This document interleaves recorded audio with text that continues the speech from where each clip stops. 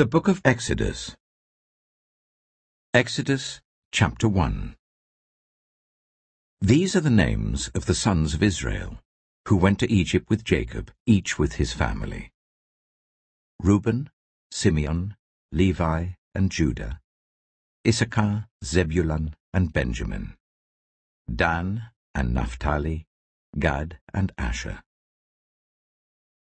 The descendants of Jacob numbered 70 in all. Joseph was already in Egypt. Now Joseph and all his brothers and all that generation died. But the Israelites were exceedingly fruitful. They multiplied greatly, increased in numbers, and became so numerous that the land was filled with them. Then a new king, to whom Joseph meant nothing, came to power in Egypt. "Look," he said to his people, "the Israelites have become far too numerous for us. Come, we must deal shrewdly with them, or they will become even more numerous, and, if war breaks out, will join our enemies, fight against us, and leave the country." So they put slave masters over them to oppress them with forced labor, and they built Pithom and Ramesses as store cities for Pharaoh. But the more they were oppressed, the more they multiplied and spread. So the Egyptians came to dread the Israelites and worked them ruthlessly. They made their lives bitter with harsh labor in brick and mortar and with all kinds of work in the fields. In all their harsh labor, the Egyptians worked them ruthlessly.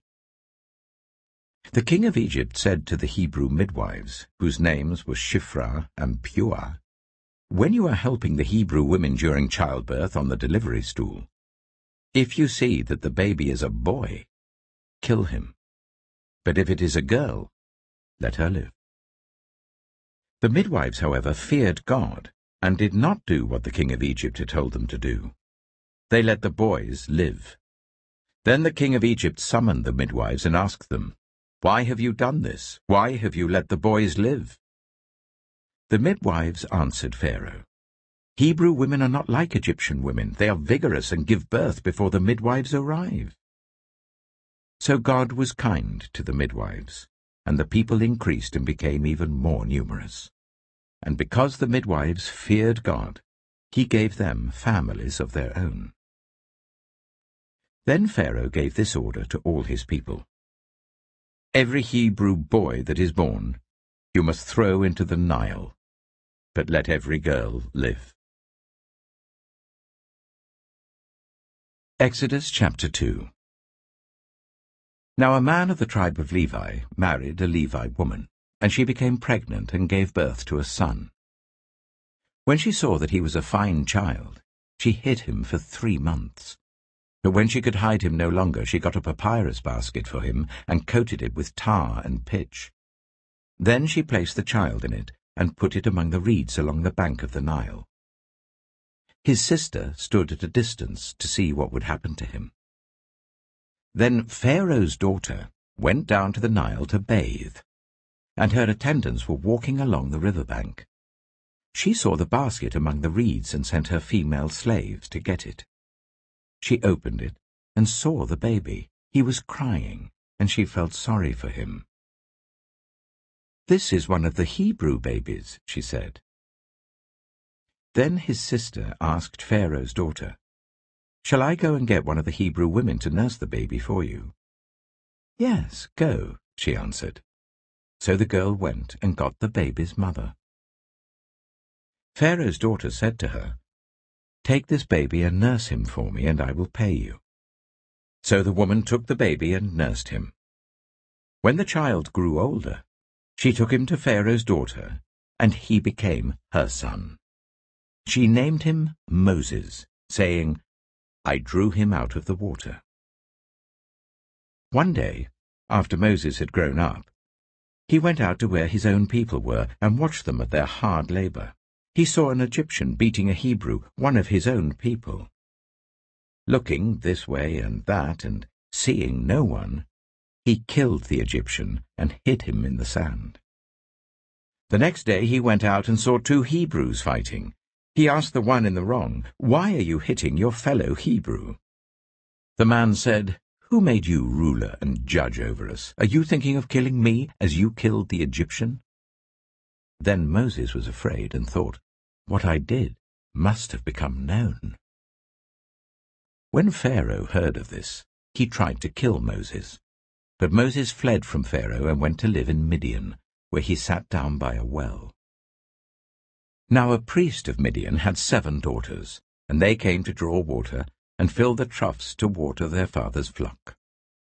Some shepherds came along and drove them away, but Moses got up and came to their rescue and watered their flock. When the girls returned to Reuel their father, he asked them, "Why have you returned so early today?" They answered, "An Egyptian rescued us from the shepherds. He even drew water for us and watered the flock." "And where is he?" Reuel asked his daughters. "Why did you leave him? Invite him to have something to eat." Moses agreed to stay with the man, who gave his daughter Zipporah to Moses in marriage. Zipporah gave birth to a son, and Moses named him Gershom, saying, "I have become a foreigner in a foreign land." During that long period, the king of Egypt died. The Israelites groaned in their slavery and cried out, and their cry for help, because of their slavery, went up to God. God heard their groaning, and he remembered his covenant with Abraham, with Isaac, and with Jacob. So God looked on the Israelites and was concerned about them. Exodus chapter 3. Now Moses was tending the flock of Jethro his father-in-law, the priest of Midian. And he led the flock to the far side of the wilderness and came to Horeb, the mountain of God. There the angel of the Lord appeared to him in flames of fire from within a bush. Moses saw that though the bush was on fire, it did not burn up. So Moses thought, "I will go over and see this strange sight, why the bush does not burn up." When the Lord saw that he had gone over to look, God called to him from within the bush, "Moses, Moses." And Moses said, "Here I am." "Do not come any closer," God said. "Take off your sandals, for the place where you are standing is holy ground." Then he said, "I am the God of your father, the God of Abraham, the God of Isaac, and the God of Jacob." At this, Moses hid his face, because he was afraid to look at God. The Lord said, "I have indeed seen the misery of my people in Egypt. I have heard them crying out because of their slave drivers, and I am concerned about their suffering. So I have come down to rescue them from the hand of the Egyptians, and to bring them up out of that land into a good and spacious land, a land flowing with milk and honey, the home of the Canaanites, Hittites, Amorites, Perizzites, Hivites, and Jebusites. And now the cry of the Israelites has reached me, and I have seen the way the Egyptians are oppressing them. So now, go. I am sending you to Pharaoh to bring my people, the Israelites, out of Egypt." But Moses said to God, "Who am I that I should go to Pharaoh and bring the Israelites out of Egypt?"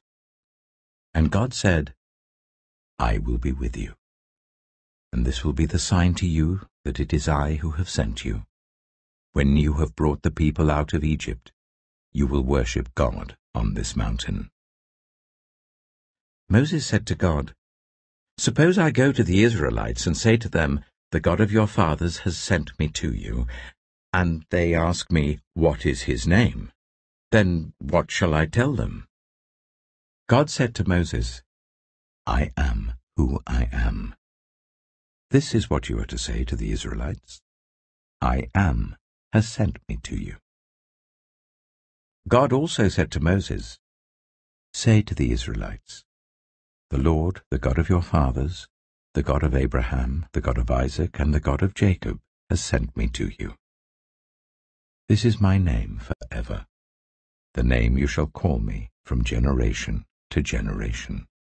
Go, assemble the elders of Israel and say to them, 'The Lord, the God of your fathers, the God of Abraham, Isaac, and Jacob, appeared to me and said, I have watched over you and have seen what has been done to you in Egypt.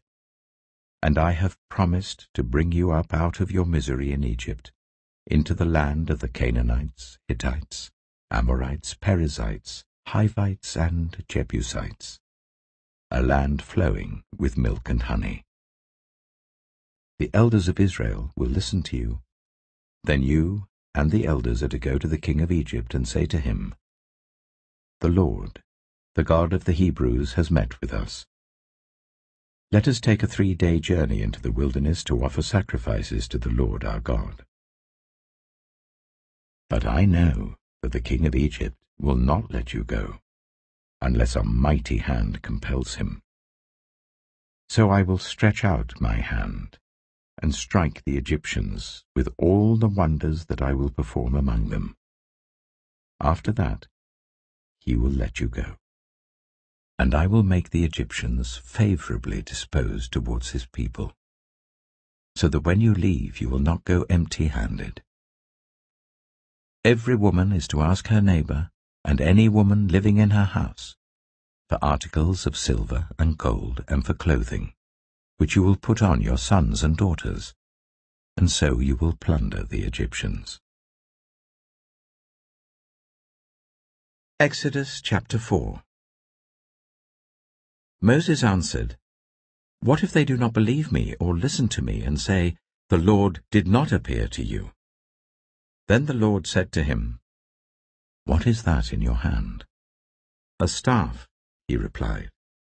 The Lord said, Throw it on the ground. Moses threw it on the ground, and it became a snake, and he ran from it. Then the Lord said to him, Reach out your hand and take it by the tail. So Moses reached out and took hold of the snake, and it turned back into a staff in his hand. This, said the Lord, is so that they may believe that the Lord, the God of their fathers, the God of Abraham, the God of Isaac, and the God of Jacob, has appeared to you. Then the Lord said, Put your hand inside your cloak. So Moses put his hand into his cloak, and when he took it out, the skin was leprous. It had become as white as snow. Now put it back into your cloak, he said. So Moses put his hand back into his cloak, and when he took it out, it was restored, like the rest of his flesh. Then the Lord said, If they do not believe you, or pay attention to the first sign, they may believe the second.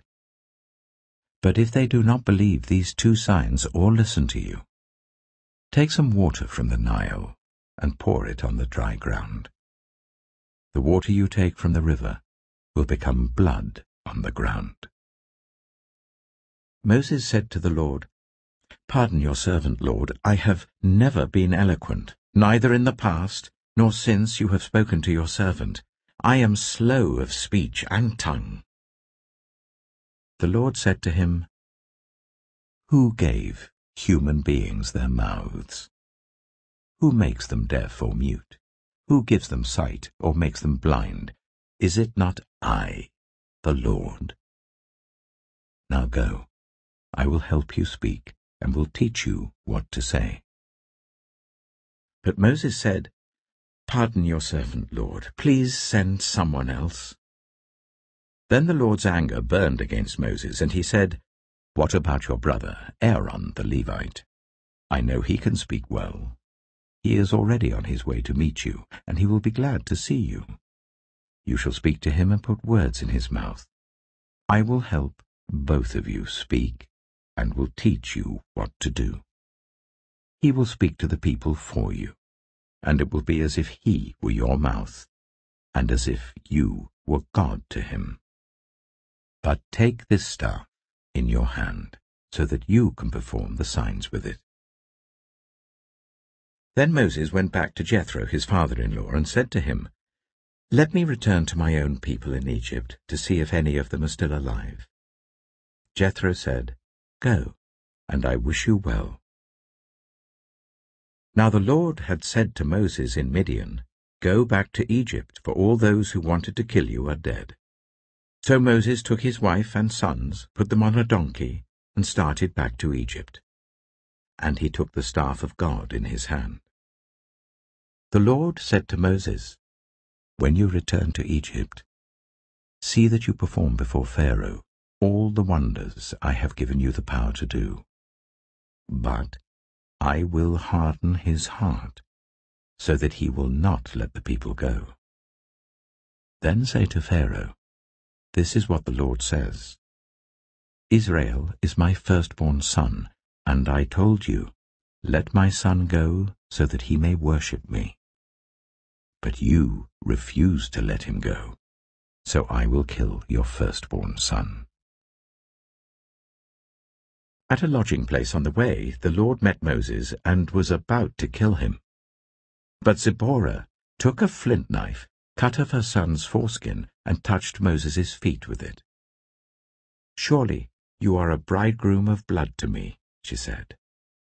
So the Lord let him alone. At that time she said bridegroom of blood, referring to circumcision. The Lord said to Aaron, "Go into the wilderness to meet Moses." So he met Moses at the mountain of God and kissed him.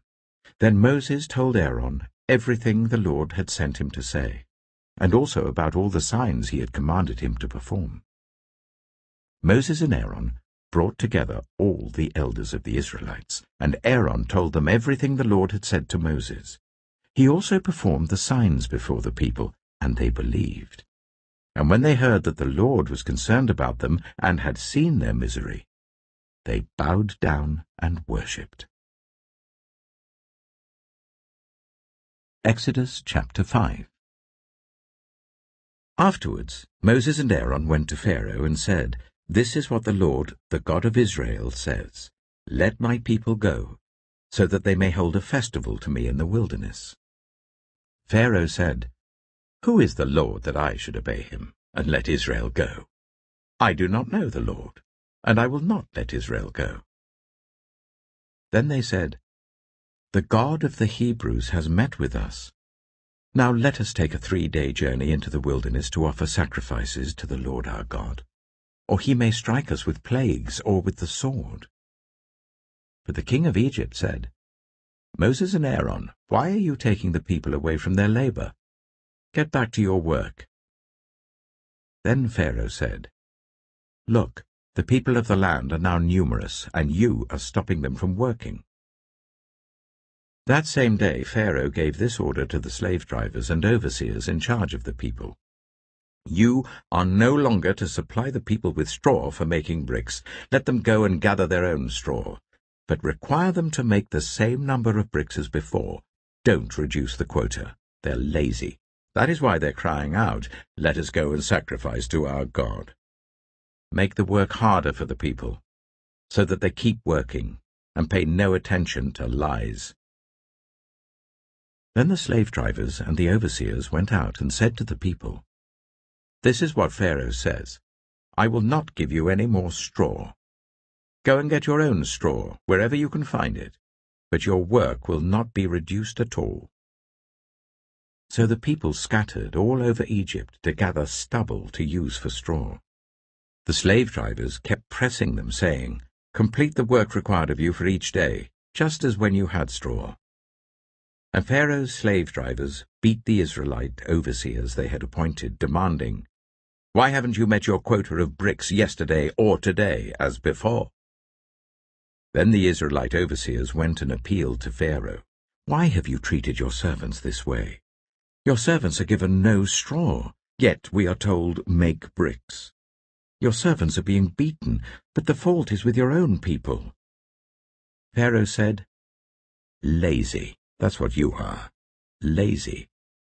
That is why you keep saying, 'Let us go and sacrifice to the Lord.' Now get to work. You will not be given any straw, yet you must produce your full quota of bricks." The Israelite overseers realized they were in trouble when they were told, "You are not to reduce the number of bricks required of you for each day."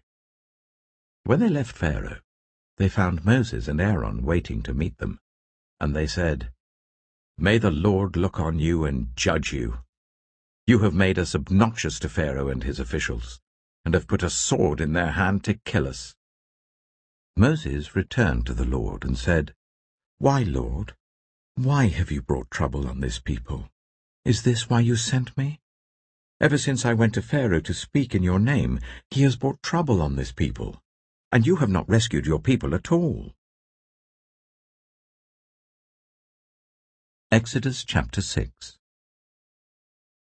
Then the Lord said to Moses, "Now you will see what I will do to Pharaoh. Because of my mighty hand, he will let them go.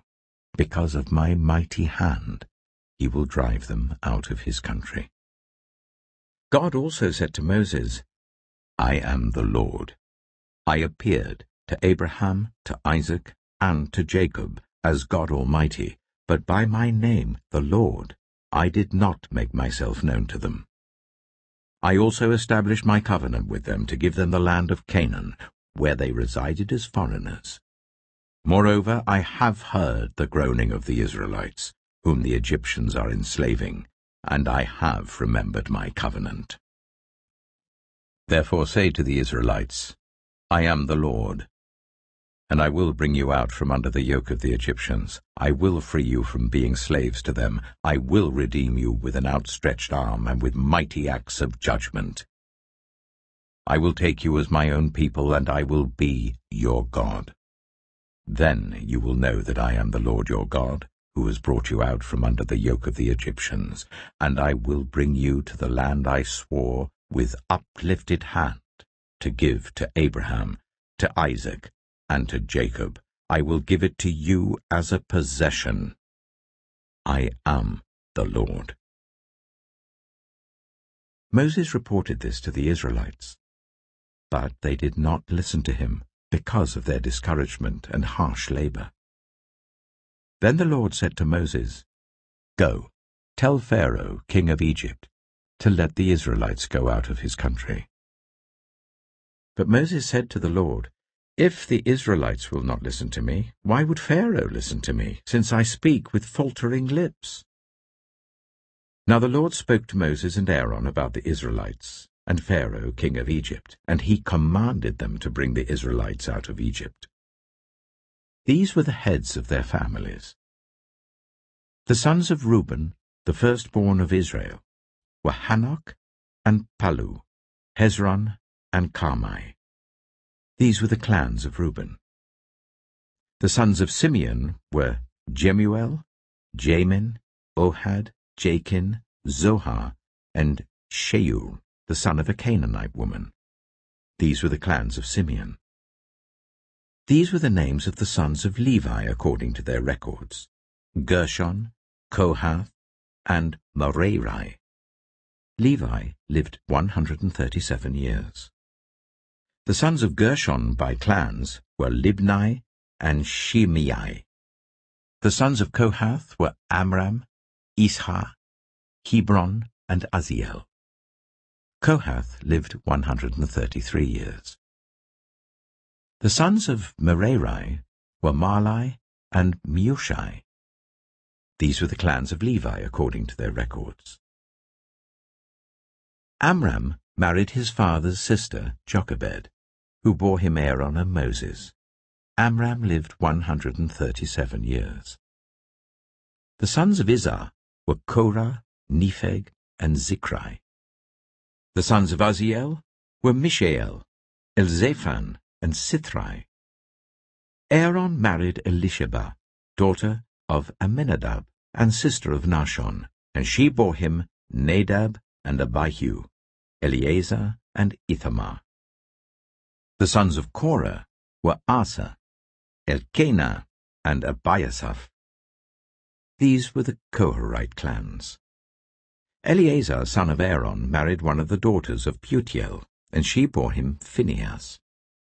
These were the heads of the Levite families, clan by clan. It was this Aaron and Moses to whom the Lord had said, "Bring the Israelites out of Egypt by their divisions." They were the ones who spoke to Pharaoh, king of Egypt, about bringing the Israelites out of Egypt, this same Moses and Aaron.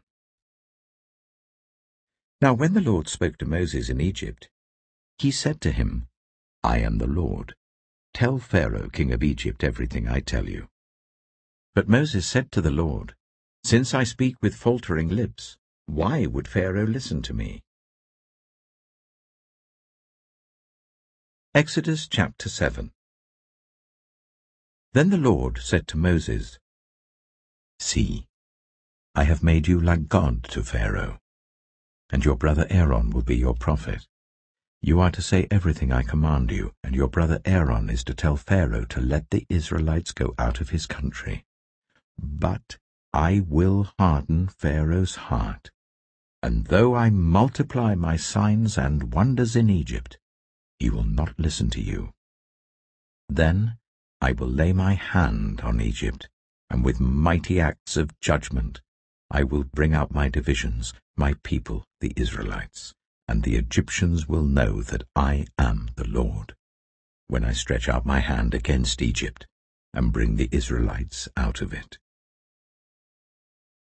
Moses and Aaron did just as the Lord commanded them. Moses was 80 years old, and Aaron 83, when they spoke to Pharaoh. The Lord said to Moses and Aaron, When Pharaoh says to you, Perform a miracle, then say to Aaron, Take your staff and throw it down before Pharaoh, and it will become a snake. So Moses and Aaron went to Pharaoh and did just as the Lord commanded. Aaron threw his staff down in front of Pharaoh and his officials, and it became a snake. Pharaoh then summoned the wise men and sorcerers, and the Egyptian magicians also did the same things by their secret arts. Each one threw down his staff, and it became a snake. But Aaron's staff swallowed up their staffs. Yet Pharaoh's heart became hard, and he would not listen to them, just as the Lord had said. Then the Lord said to Moses, Pharaoh's heart is unyielding. He refuses to let the people go. Go to Pharaoh in the morning as he goes out to the river. Confront him on the bank of the Nile, and take in your hand the staff that was changed into a snake. Then say to him, The Lord, the God of the Hebrews, has sent me to say to you, Let my people go, so that they may worship me in the wilderness. But until now you have not listened. This is what the Lord says, By this you will know that I am the Lord. With this staff that is in my hand, I will strike the water of the Nile, and it will be changed into blood. The fish in the Nile will die, and the river will stink. The Egyptians will not be able to drink its water. The Lord said to Moses, Tell Aaron, Take your staff and stretch out your hand over the waters of Egypt, over the streams and canals, over the ponds and all the reservoirs, and they will turn to blood.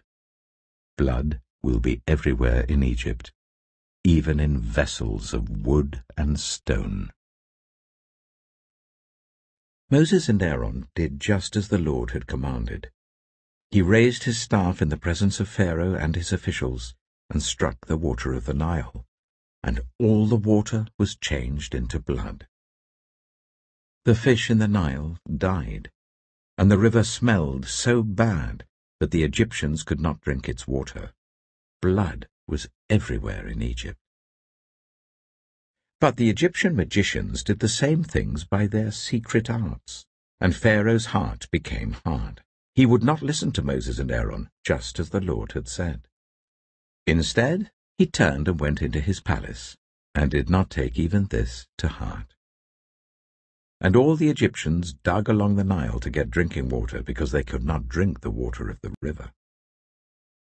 7 days passed after the Lord struck the Nile. Exodus chapter 8. Then the Lord said to Moses, Go to Pharaoh and say to him, This is what the Lord says, Let my people go, so that they may worship me. If you refuse to let them go, I will send a plague of frogs on your whole country. The Nile will teem with frogs. They will come up into your palace and your bedroom, and onto your bed, into the houses of your officials and on your people, and into your ovens and kneading troughs. The frogs will come up on you and your people and all your officials. Then the Lord said to Moses, "Tell Aaron, stretch out your hand with your staff over the streams and canals and ponds, and make frogs come up on the land of Egypt." So Aaron stretched out his hand over the waters of Egypt, and the frogs came up and covered the land. But the magicians did the same things by their secret arts. They also made frogs come up on the land of Egypt. Pharaoh summoned Moses and Aaron and said, "Pray to the Lord to take the frogs away from me and my people, and I will let your people go to offer sacrifices to the Lord."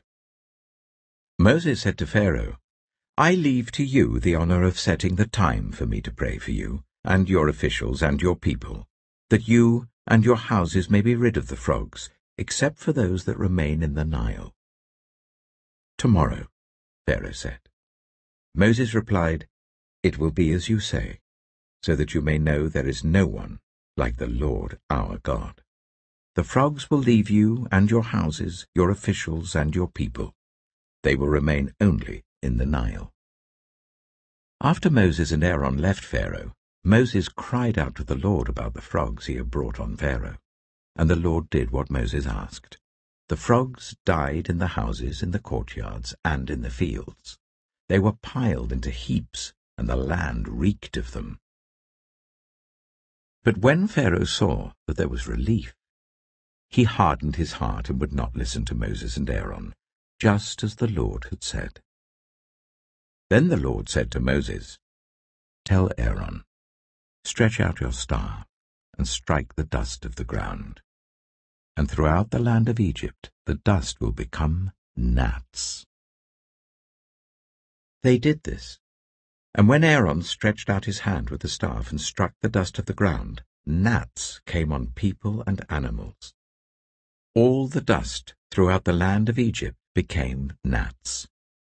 But when the magicians tried to produce gnats by their secret arts, they could not.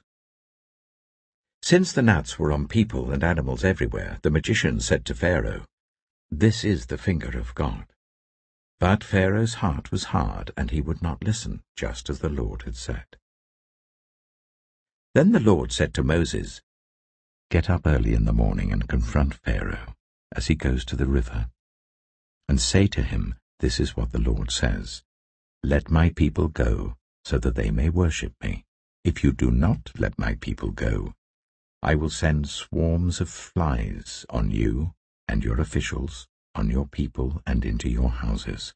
The houses of the Egyptians will be full of flies. Even the ground will be covered with them. But on that day I will deal differently with the land of Goshen, where my people live. No swarms of flies will be there, so that you will know that I, the Lord, am in this land. I will make a distinction between my people and your people. This sign will occur tomorrow." And the Lord did this.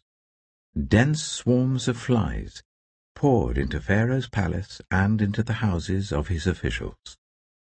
Throughout Egypt the land was ruined by the flies.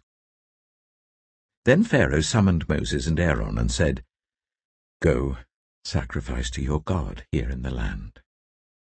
But Moses said, "That would not be right. The sacrifices we offer the Lord our God would be detestable to the Egyptians. And if we offer sacrifices that are detestable in their eyes, will they not stone us?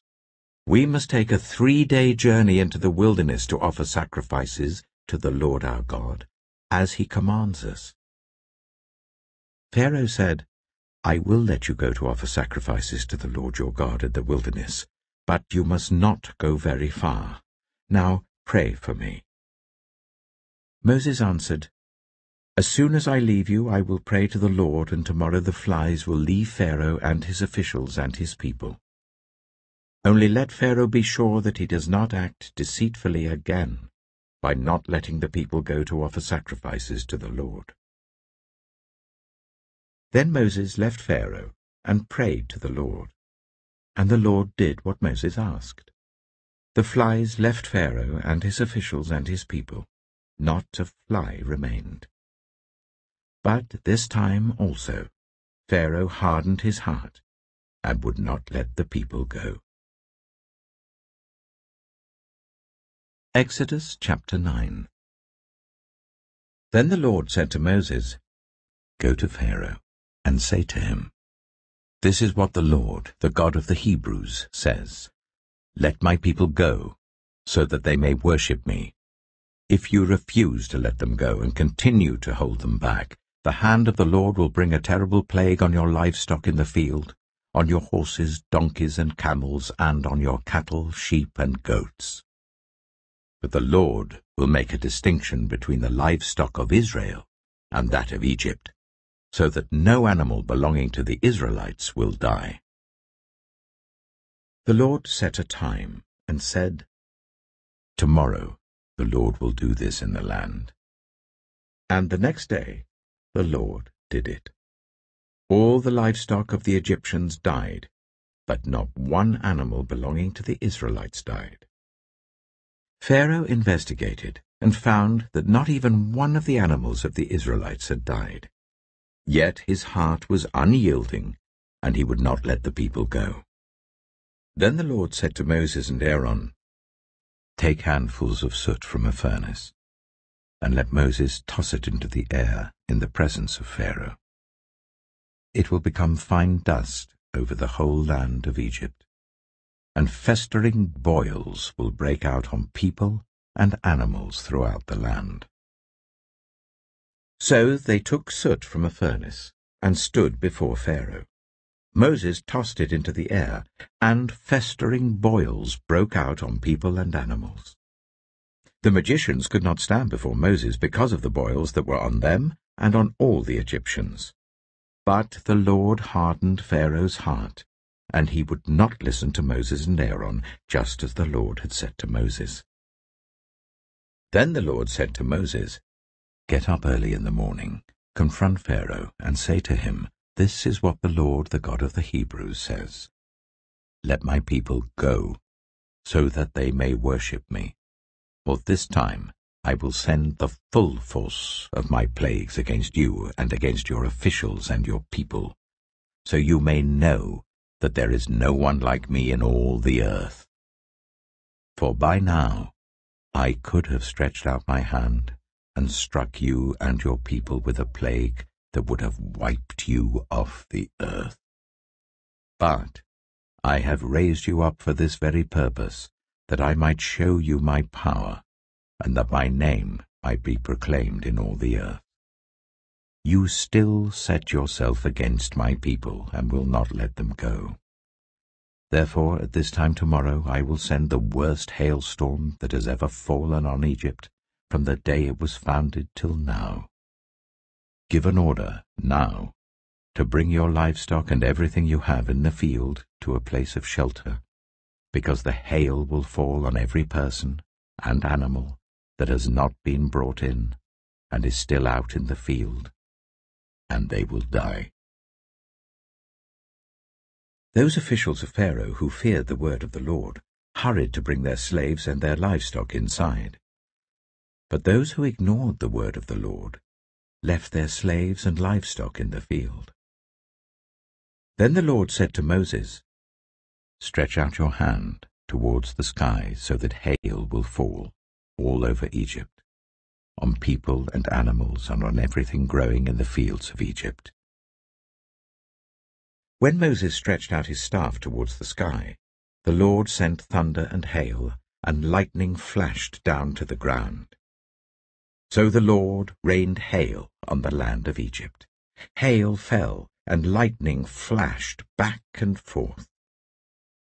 It was the worst storm in all the land of Egypt since it had become a nation. Throughout Egypt, hail struck everything in the fields, both people and animals. It beat down everything growing in the fields and stripped every tree. The only place it did not hail was the land of Goshen, where the Israelites were. Then Pharaoh summoned Moses and Aaron. "This time I have sinned," he said to them. "The Lord is in the right, and I and my people are in the wrong. Pray to the Lord, for we have had enough thunder and hail. I will let you go. You don't have to stay any longer." Moses replied, "When I have gone out of the city, I will spread out my hands in prayer to the Lord. The thunder will stop, and there will be no more hail, so you may know that the earth is the Lord's. But I know that you and your officials still do not fear the Lord God." The flax and barley were destroyed, since the barley was in the ear and the flax was in bloom. The wheat and spelt, however, were not destroyed, because they ripened later. Then Moses left Pharaoh and went out of the city. He spread his hands towards the Lord. The thunder and hail stopped, and the rain no longer poured down on the land. When Pharaoh saw that the rain and hail and thunder had stopped, he sinned again. He and his officials hardened their hearts.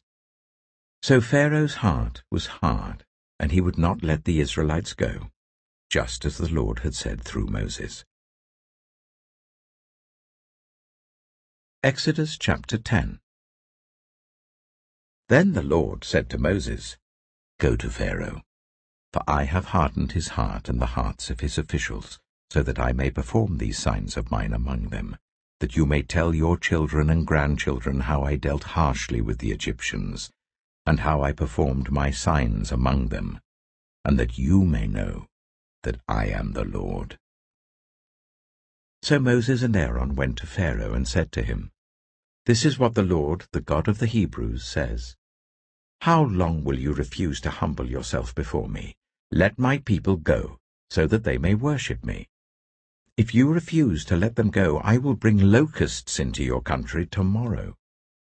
They will cover the face of the ground, so that it cannot be seen.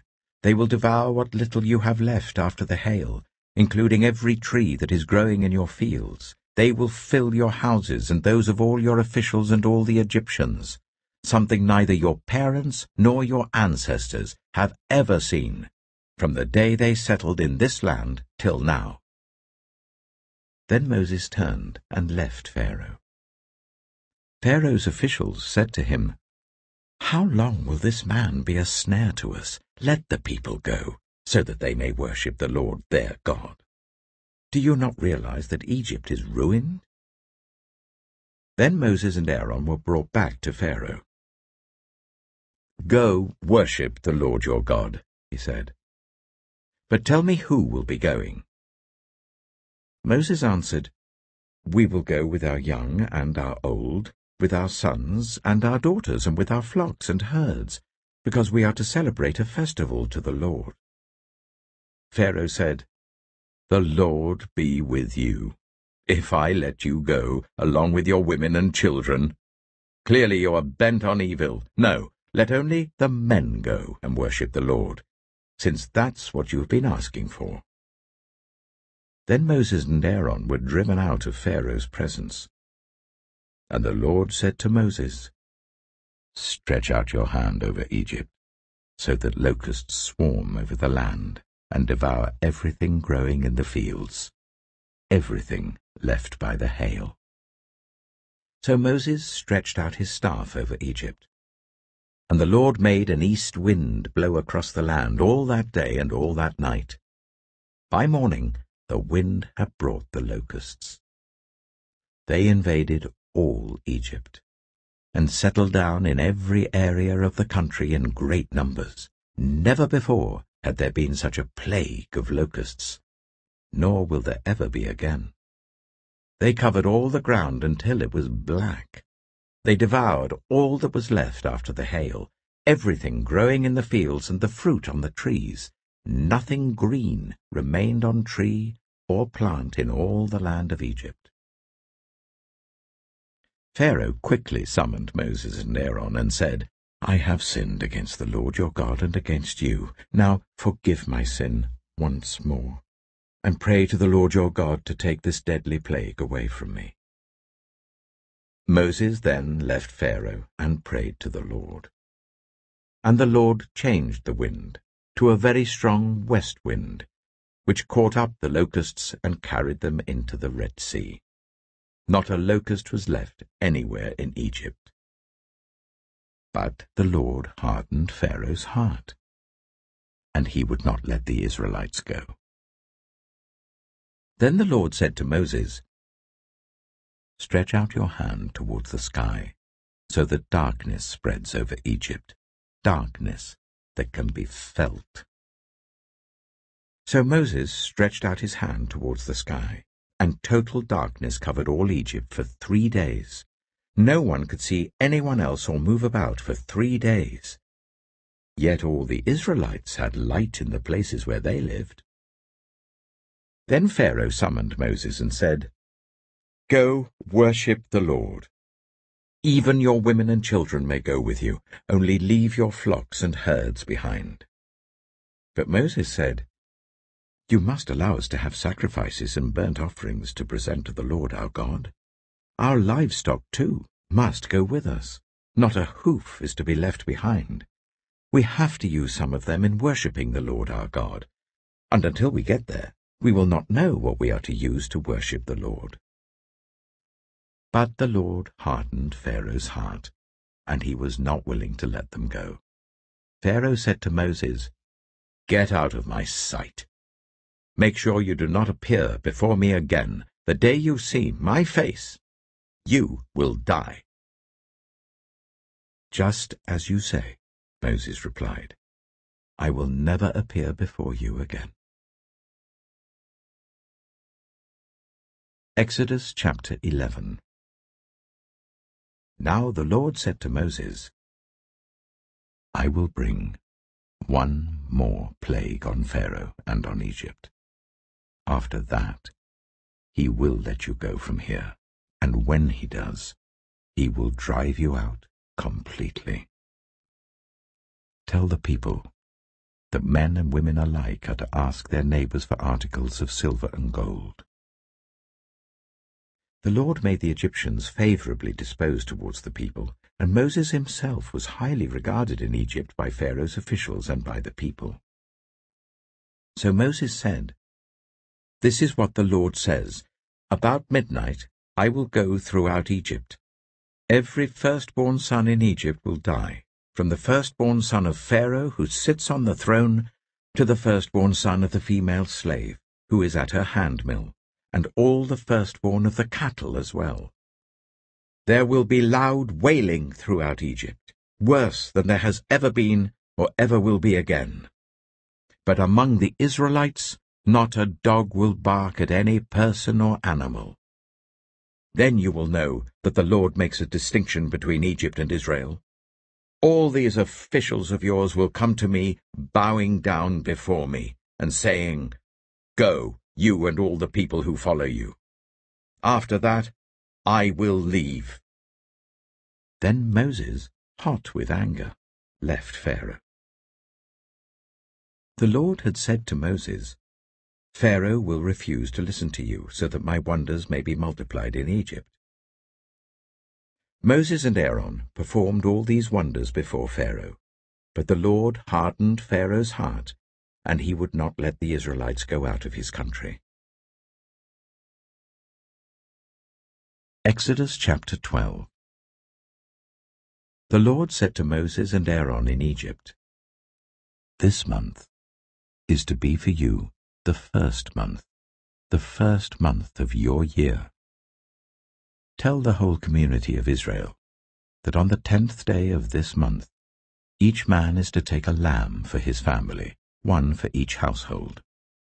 If any household is too small for a whole lamb, they must share one with their nearest neighbor, having taken into account the number of people there are. You are to determine the amount of lamb needed in accordance with what each person will eat. The animals you choose must be year-old males, without defect, and you may take them from the sheep or the goats. Take care of them until the 14th day of the month, when all the members of the community of Israel must slaughter them at twilight. Then they are to take some of the blood and put it on the sides and tops of the door frames of the houses where they eat the lambs. That same night they are to eat the meat roasted over the fire, along with bitter herbs and bread made without yeast. Do not eat the meat raw or boiled in water, but roast it over a fire, with the head, legs, and internal organs. Do not leave any of it till morning. If some is left till morning, you must burn it. This is how you are to eat it, with your cloak tucked into your belt, your sandals on your feet, and your staff in your hand. Eat it in haste. It is the Lord's Passover. On that same night I will pass through Egypt, and strike down every firstborn of both people and animals, and I will bring judgment on all the gods of Egypt. I am the Lord. The blood will be a sign for you on the houses where you are, and when I see the blood, I will pass over you. No destructive plague will touch you when I strike Egypt. This is a day you are to commemorate. For the generations to come you shall celebrate it as a festival to the Lord, a lasting ordinance. For 7 days you are to eat bread made without yeast. On the first day remove the yeast from your houses, for whoever eats anything with yeast in it from the first day until the 7th must be cut off from Israel. On the first day hold a sacred assembly, and another one on the 7th day. Do no work at all on these days, except to prepare food for everyone to eat. That is all you may do. Celebrate the festival of unleavened bread, because it was on this very day that I brought your divisions out of Egypt. Celebrate this day as a lasting ordinance for the generations to come.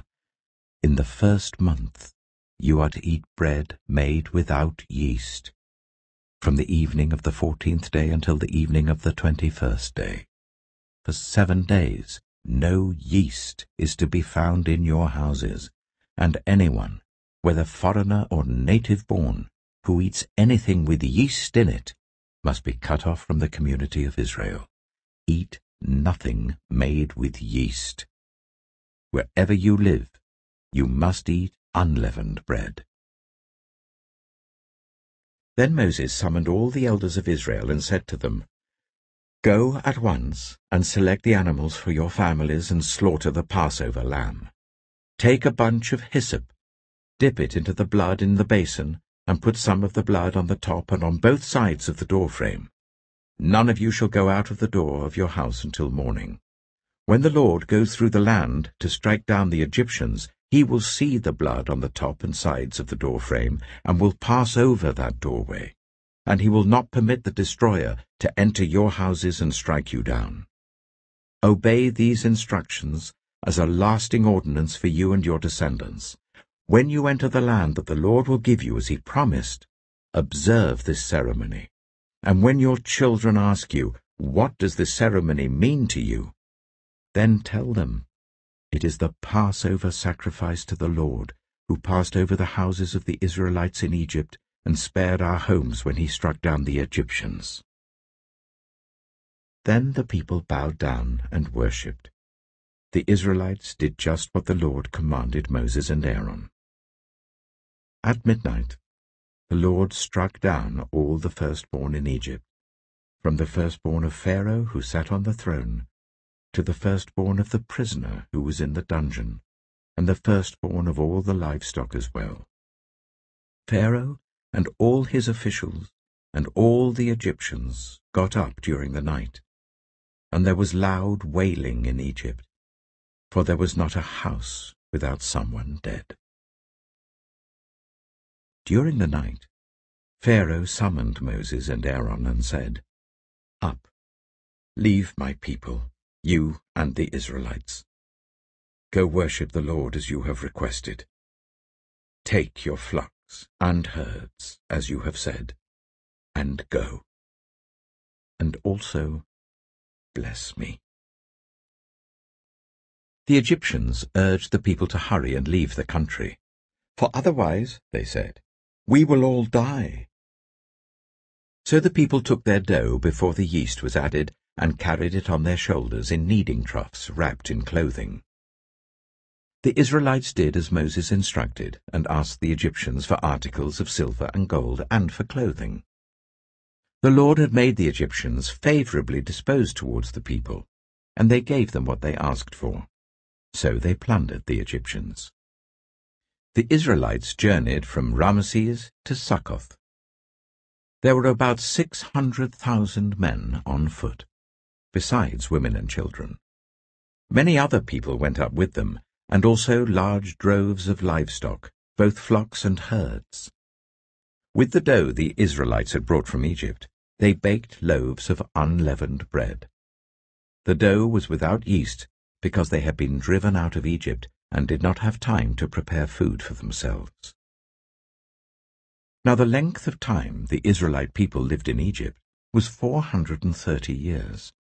At the end of 430 years, to the very day, all the Lord's divisions left Egypt. Because the Lord kept vigil that night to bring them out of Egypt, on this night all the Israelites are to keep vigil to honor the Lord for the generations to come.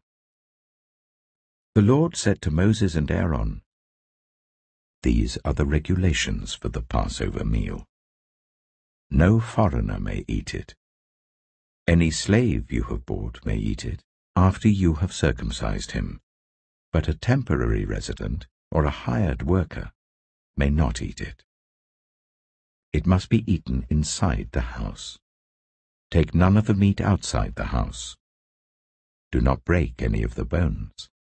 The whole community of Israel must celebrate it.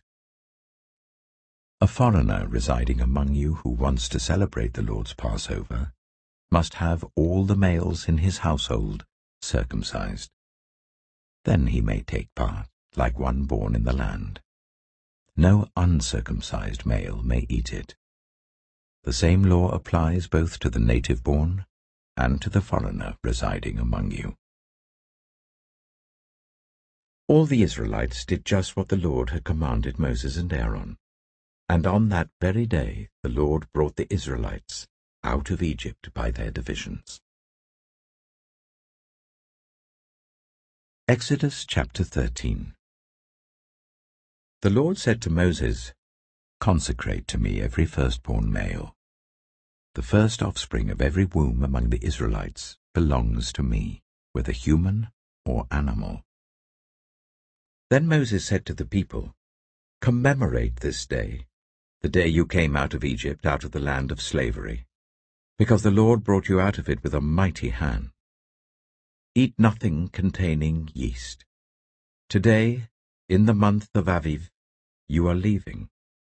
When the Lord brings you into the land of the Canaanites, Hittites, Amorites, Hivites, and Jebusites, the land he swore to your ancestors to give you, a land flowing with milk and honey, you are to observe this ceremony in this month. For 7 days eat bread made without yeast, and on the 7th day hold a festival to the Lord. Eat unleavened bread during those 7 days. Nothing with yeast in it is to be seen among you, nor shall any yeast be seen anywhere within your borders. On that day tell your son, I do this because of what the Lord did for me when I came out of Egypt. This observance will be for you like a sign on your hand and a reminder on your forehead that this law of the Lord is to be on your lips.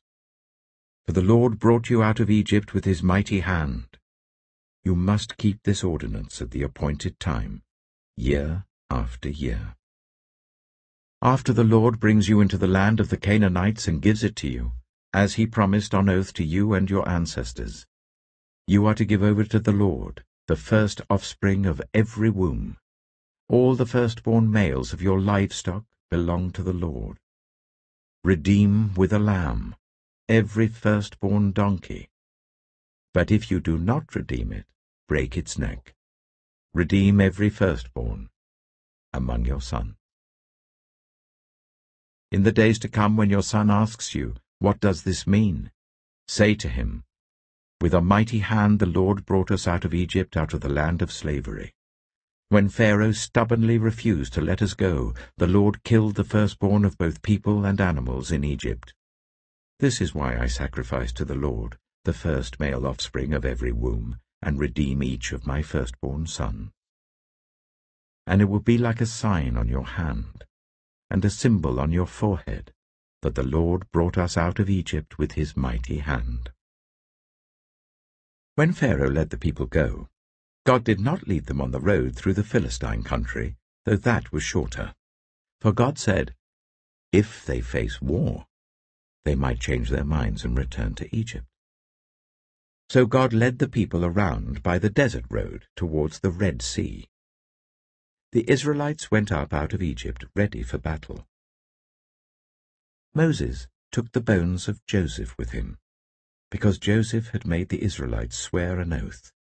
He had said, "God will surely come to your aid, and then you must carry my bones up with you from this place." After leaving Suchet, they camped at Etham on the edge of the desert. By day the Lord went ahead of them in a pillar of cloud to guide them on their way, and by night in a pillar of fire to give them light, so that they could travel by day or night. Neither the pillar of cloud by day nor the pillar of fire by night left its place in front of the people. Exodus chapter 14. Then the Lord said to Moses, "Tell the Israelites to turn back and camp near Pi-hahiroth, between Migdol and the sea. They are to camp by the sea, directly opposite Baal-zephon. Pharaoh will think, the Israelites are wandering around the land in confusion, hemmed in by the desert. And I will harden Pharaoh's heart, and he will pursue them. But I will gain glory for myself through Pharaoh and all his army, and the Egyptians will know that I am the Lord." So the Israelites did this. When the king of Egypt was told that the people had fled, Pharaoh and his officials changed their minds about them and said, "What have we done? We have let the Israelites go and have lost their services." So he had his chariot made ready and took his army with them. He took 600 of the best chariots, along with all the other chariots of Egypt, with officers over all of them. The Lord hardened the heart of Pharaoh, king of Egypt, so that he pursued the Israelites who were marching out boldly. The Egyptians, all Pharaoh's horses and chariots, horsemen and troops, pursued the Israelites and overtook them as they camped by the sea, near Pi-hahiroth, opposite Baal-zephon. As Pharaoh approached, the Israelites looked up, and there were the Egyptians marching after them. They were terrified and cried out to the Lord. They said to Moses, "Was it because there were no graves in Egypt that you brought us to the desert to die? What have you done to us by bringing us out of Egypt? Didn't we say to you in Egypt, 'Leave us alone, let us serve the Egyptians'? It would have been better for us to serve the Egyptians than to die in the desert." Moses answered the people, "Do not be afraid. Stand firm, and you will see the deliverance the Lord will bring you today. The Egyptians you see today, you will never see again. The Lord will fight for you. You need only to be still." Then the Lord said to Moses, "Why are you crying out to me? Tell the Israelites to move on. Raise your staff and stretch out your hand over the sea to divide the water, so that the Israelites can go through the sea on dry ground. I will harden the hearts of the Egyptians, so that they will go in after them. And I will gain glory through Pharaoh and all his army, through his chariots and his horsemen. The Egyptians will know that I am the Lord, when I gain glory through Pharaoh, his chariots, and his horsemen." Then the angel of God, who had been traveling in front of Israel's army, withdrew and went behind them. The pillar of cloud also moved from in front and stood behind them, coming between the armies of Egypt and Israel. Throughout the night the cloud brought darkness to the one side and light to the other, so neither went near the other all night long. Then Moses stretched out his hand over the sea, and all that night the Lord drove the sea back with a strong east wind and turned it into dry land. The waters were divided, and the Israelites went through the sea on dry ground with a wall of water on their right and on their left. The Egyptians pursued them, and all Pharaoh's horses and chariots and horsemen followed them into the sea. During the last watch of the night, the Lord looked down from the pillar of fire and cloud at the Egyptian army and threw it into confusion. He jammed the wheels of their chariots so that they had difficulty driving. And the Egyptians said, "Let's get away from the Israelites. The Lord is fighting for them against Egypt." Then the Lord said to Moses, "Stretch out your hand over the sea, so that the waters may flow back over the Egyptians and their chariots and horsemen." Moses stretched out his hand over the sea, and at daybreak the sea went back to its place. The Egyptians were fleeing towards it, and the Lord swept them into the sea. The water flowed back and covered the chariots and horsemen, the entire army of Pharaoh that had followed the Israelites into the sea. Not one of them survived. But the Israelites went through the sea on dry ground, with the wall of water on their right and on their left. That day the Lord saved Israel from the hands of the Egyptians, and Israel saw the Egyptians lying dead on the shore. And when the Israelites saw the mighty hand of the Lord displayed against the Egyptians, the people feared the Lord and put their trust in him and in Moses his servant. Exodus chapter 15. Then Moses and the Israelites sang this song to the Lord. "I will sing to the Lord, for he is highly exalted. Both horse and driver he has hurled into the sea. The Lord is my strength and my defense. He has become my salvation. He is my God, and I will praise him, my father's God, and I will exalt him. The Lord is a warrior. The Lord is his name. Pharaoh's chariots and his army he has hurled into the sea. The best of Pharaoh's officers are drowned in the Red Sea. The deep waters have covered them. They sank to the depths like a stone. Your right hand, Lord, was majestic in power. Your right hand, Lord, shattered the enemy. In the greatness of your majesty you threw down those who opposed you. You unleashed your burning anger. It consumed them like stubble. By the blast of your nostrils the waters piled up. The surging waters stood up like a wall. The deep waters congealed in the heart of the sea. The enemy boasted, "I will pursue, I will overtake them, I will divide the spoils, I will gorge myself on them, I will draw my sword, and my hand will destroy them." But you blew with your breath, and the sea covered them. They sank like lead in the mighty waters. Who among the gods is like you, Lord? Who is like you, majestic in holiness, awesome in glory, working wonders? You stretch out your right hand, and the earth swallows your enemies. In your unfailing love you will lead the people you have redeemed. In your strength you will guide them to your holy dwelling. The nations will hear and tremble. Anguish will grip the people of Philistia. The chiefs of Edom will be terrified. The leaders of Moab will be seized with trembling. The people of Canaan will melt away. Terror and dread will fall on them. By the power of your arm they will be as still as a stone, until your people pass by, Lord, until the people you bought pass by. You will bring them in and plant them on the mountain of your inheritance, the place, Lord, you made for your dwelling, the sanctuary, Lord, your hands established. The Lord reigns for ever and ever. When Pharaoh's horses chariots and horsemen, went into the sea. The Lord brought the waters of the sea back over them, but the Israelites walked through the sea on dry ground. Then Miriam, the prophet, Aaron's sister, took a tambourine in her hand, and all the women followed her with tambourines and dancing. Miriam sang to them, "Sing to the Lord, for he is highly exalted. Both horse and driver he has hurled into the sea." Then Moses led Israel from the Red Sea, and they went into the desert of Shur. For 3 days they travelled in the desert without finding water. When they came to Marah, they could not drink its water because it was bitter. That is why the place is called Marah. So the people grumbled against Moses, saying, "What are we to drink?" Then Moses cried out to the Lord, and the Lord showed him a piece of wood.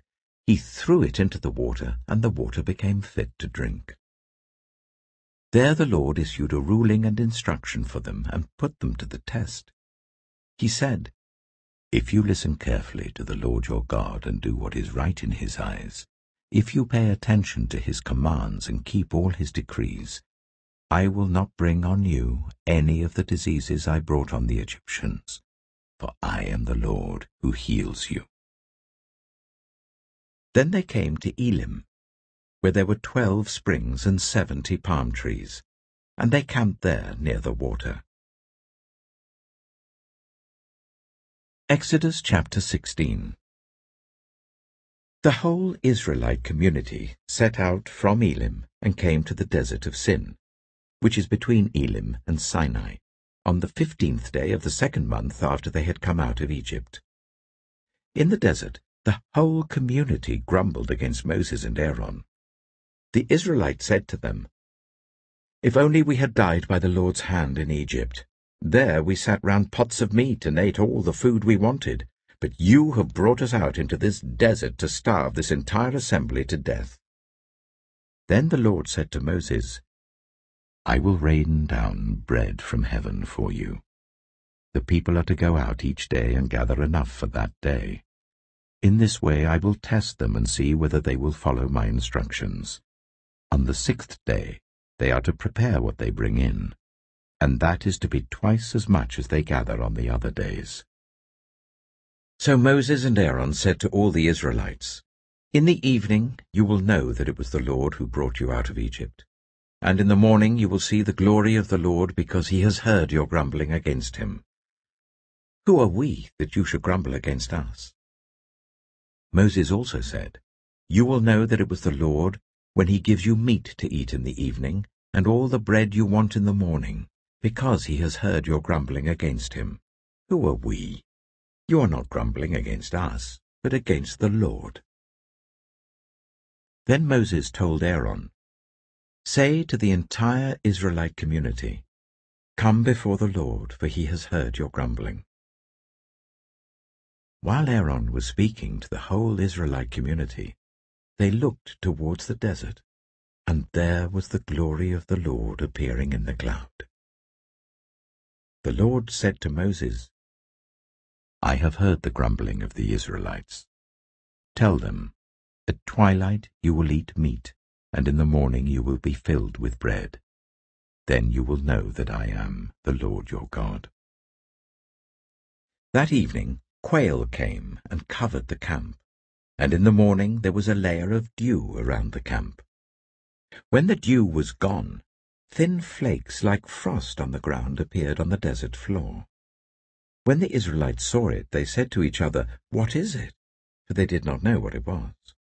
Moses said to them, "It is the bread the Lord has given you to eat. This is what the Lord has commanded. Everyone is to gather as much as they need. Take an omer for each person you have in your tent."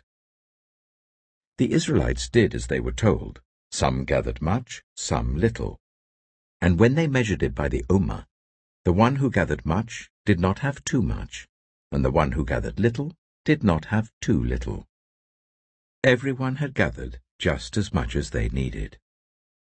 Then Moses said to them, "No one is to keep any of it until morning." However, some of them paid no attention to Moses. They kept part of it until morning, but it was full of maggots and began to smell. So Moses was angry with them. Each morning, everyone gathered as much as they needed, and when the sun grew hot, it melted away. On the 6th day, they gathered twice as much, 2 omers for each person. And the leaders of the community came and reported this to Moses. He said to them, "This is what the Lord commanded. Tomorrow is to be a day of Sabbath rest, a holy Sabbath to the Lord. So bake what you want to bake and boil what you want to boil. Save whatever is left and keep it until morning." So they saved it until morning as Moses commanded, and it did not stink or get maggots in it. "Eat it today," Moses said, "because today is a Sabbath to the Lord. You will not find any of it on the ground today. 6 days you are to gather it, but on the 7th day, the Sabbath, there will not be any." Nevertheless, some of the people went out on the 7th day to gather it, but they found none. Then the Lord said to Moses, "How long will you refuse to keep my commands and my instructions? Bear in mind that the Lord has given you the Sabbath. That is why on the 6th day he gives you bread for 2 days. Everyone is to stay where they are on the 7th day. No one is to go out." So the people rested on the 7th day. The people of Israel called the bread manna. It was white like coriander seed, and tasted like wafers made with honey. Moses said, "This is what the Lord has commanded. Take an omer of manna, and keep it for the generations to come, so that they can see the bread I gave you to eat in the wilderness when I brought you out of Egypt." So Moses said to Aaron, "Take a jar, and put an omer of manna in it. Then place it before the Lord to be kept for the generations to come." As the Lord commanded Moses, Aaron put the manna with the tablets of the covenant law that it might be preserved. The Israelites ate manna for 40 years, until they came to a land that was settled. They ate manna until they reached the border of Canaan. An omer is 1/10 of an ephah. Exodus chapter 17. The whole Israelite community set out from the desert of Sin, traveling from place to place as the Lord commanded. They camped at Rephidim, but there was no water for the people to drink. So they quarreled with Moses and said, "Give us water to drink." Moses replied, "Why do you quarrel with me? Why do you put the Lord to the test?" But the people were thirsty for water there, and they grumbled against Moses. They said, "Why did you bring us up out of Egypt to make us and our children and our livestock die of thirst?" Then Moses cried out to the Lord, "What am I to do with these people? They are almost ready to stone me." The Lord answered Moses, "Go out in front of the people. Take with you some of the elders of Israel, and take in your hand the staff with which you struck the Nile, and go. I will stand there before you by the rock at Horeb. Strike the rock, and water will come out of it for the people to drink." So Moses did this in the sight of the elders of Israel. And he called the place Massah and Meribah, because the Israelites quarreled, and because they tested the Lord, saying, "Is the Lord among us or not?" The Amalekites came and attacked the Israelites at Rephidim. Moses said to Joshua, "Choose some of our men and go out to fight the Amalekites. Tomorrow I will stand on top of the hill with the staff of God in my hands." So Joshua fought the Amalekites as Moses had ordered, and Moses, Aaron, and Hur went to the top of the hill. As long as Moses held up his hands, the Israelites were winning, but whenever he lowered his hands, the Amalekites were winning. When Moses' hands grew tired, they took a stone and put it under him, and he sat on it. Aaron and Hur held his hands up, one on one side, one on the other, so that his hands remained steady till sunset. So Joshua overcame the Amalekite army with the sword. Then the Lord said to Moses, "Write this on a scroll, as something to be remembered, and make sure that Joshua hears it. because I will completely blot out the name of Amalek from under heaven." Moses built an altar and called it, "The Lord is my banner." He said, "Because hands were lifted up against the throne of the Lord will be at war against the Amalekites from generation to generation." Exodus chapter 18. Now Jethro, the priest of Midian and father-in-law of Moses, heard of everything God had done for Moses and for his people Israel, and how the Lord had brought Israel out of Egypt. After Moses had sent away his wife Zipporah, his father-in-law Jethro received her and her 2 sons. One son was named Gershom, for Moses said, "I have become a foreigner in a foreign land." And the other was named Eleazar, for he said, "My father's God was my helper. He saved me from the sword of Pharaoh." Jethro, Moses' father-in-law, together with Moses' sons and wife, came to him in the wilderness where he was camped near the mountain of God. Jethro had sent word to him, "I, your father-in-law Jethro, am coming to you with your wife and her 2 sons." So Moses went out to meet his father-in-law and bowed down and kissed him. They greeted each other and then went into the tent. Moses told his father-in-law about everything the Lord had done to Pharaoh and the Egyptians for Israel's sake, and about all the hardships they had met along the way, and how the Lord had saved them. Jethro was delighted to hear about all the good things the Lord had done for Israel in rescuing them from the hand of the Egyptians. He said, "Praise be to the Lord, who rescued you from the hand of the Egyptians and of Pharaoh, and who rescued the people from the hand of the Egyptians. Now I know that the Lord is greater than all other gods, for he did this to those who had treated Israel arrogantly." Then Jethro, Moses' father-in-law, brought a burnt offering and other sacrifices to God. And Aaron came with all the elders of Israel to eat a meal with Moses' father-in-law in the presence of God. The next day, Moses took his seat to serve as judge for the people, and they stood round him from morning till evening. When his father-in-law saw all that Moses was doing for the people, he said, "What is this you are doing for the people? Why do you alone sit as judge, while all these people stand round you from morning till evening?" Moses answered him, "Because the people come to me to seek God's will. Whenever they have a dispute, it is brought to me, and I decide between the parties and inform them of God's decrees and instructions." Moses' father-in-law replied, "What you are doing is not good. You and these people who come to you will only wear yourselves out. The work is too heavy for you. You cannot handle it alone. Listen now to me, and I will give you some advice, and may God be with you. You must be the people's representative before God and bring their disputes to him. Teach them his decrees and instructions, and show them the way they are to live and how they are to behave. But select capable men from all the people, men who fear God, trustworthy men who hate dishonest gain, and appoint them as officials over thousands, hundreds, fifties, and tens. Let them serve as judges for the people at all times, but let them bring every difficult case to you. The simple cases they can decide themselves. That will make your load lighter, because they will share it with you. If you do this, and God so commands, you will be able to stand the strain, and all these people will go home satisfied." Moses listened to his father-in-law and did everything he said. He chose capable men from all Israel and made them leaders of the people, officials over thousands, hundreds, fifties, and tens.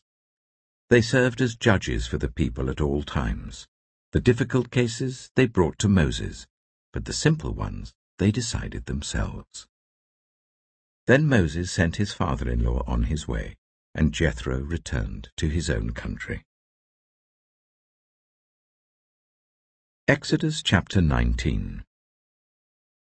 On the first day of the 3rd month, after the Israelites left Egypt, on that very day, they came to the desert of Sinai. After they set out from Rephidim, they entered the desert of Sinai, and Israel camped there in the desert in front of the mountain. Then Moses went up to God, and the Lord called to him from the mountain and said, "This is what you are to say to the descendants of Jacob, and what you are to tell the people of Israel. You yourselves have seen what I did to Egypt, and how I carried you on eagle's wings and brought you to myself. Now, if you obey me fully, and keep my covenant, then out of all nations you will be my treasured possession. Although the whole earth is mine, you will be for me a kingdom of priests and a holy nation. These are the words you are to speak to the Israelites." So Moses went back and summoned the elders of the people, and set before them all the words the Lord had commanded him to speak. The people all responded together, "We will do everything the Lord has said." So Moses brought their answer back to the Lord. The Lord said to Moses, "I am going to come to you in a dense cloud, so that the people will hear me speaking with you and will always put their trust in you." Then Moses told the Lord what the people had said, and the Lord said to Moses, "Go to the people and consecrate them today and tomorrow. Make them wash their clothes and be ready by the third day, because on that day the Lord will come down on Mount Sinai in the sight of all the people. Put limits for the people around the mountain and tell them, 'Be careful that you do not approach the mountain or touch the foot of it. Whoever touches the mountain is to be put to death. They are to be stoned or shot with arrows. Not a hand is to be laid on them. No person or animal shall be permitted to live. Only when the ram's horn sounds a long blast may they approach the mountain." After Moses had gone down the mountain to the people, he consecrated them, and they washed their clothes. Then he said to the people, "Prepare yourselves for the third day. Abstain from sexual relations." On the morning of the third day, there was thunder and lightning, with a thick cloud over the mountain, and a very loud trumpet blast. Everyone in the camp trembled. Then Moses led the people out of the camp to meet with God, and they stood at the foot of the mountain. Mount Sinai was covered with smoke, because the Lord descended on it in fire. The smoke billowed up from it like smoke from a furnace, and the whole mountain trembled violently. As the sound of the trumpet grew louder and louder, Moses spoke, and the voice of God answered him. The Lord descended to the top of Mount Sinai and called Moses to the top of the mountain. So Moses went up, and the Lord said to him, "Go down and warn the people, so they do not force their way through to see the Lord, and many of them perish. Even the priests who approach the Lord must consecrate themselves, or the Lord will break out against them." Moses said to the Lord, "The people cannot come up Mount Sinai, because you yourself warned us. Put limits around the mountain and set it apart as holy." The Lord replied, "Go down and bring Aaron up with you.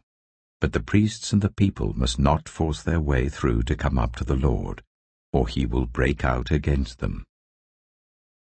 So Moses went down to the people and told them.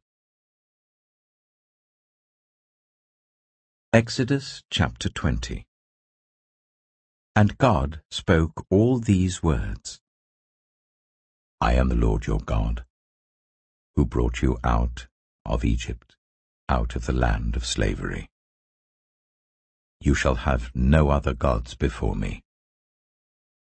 You shall not make for yourself an image in the form of anything in heaven above, or on the earth beneath, or in the waters below. You shall not bow down to them or worship them.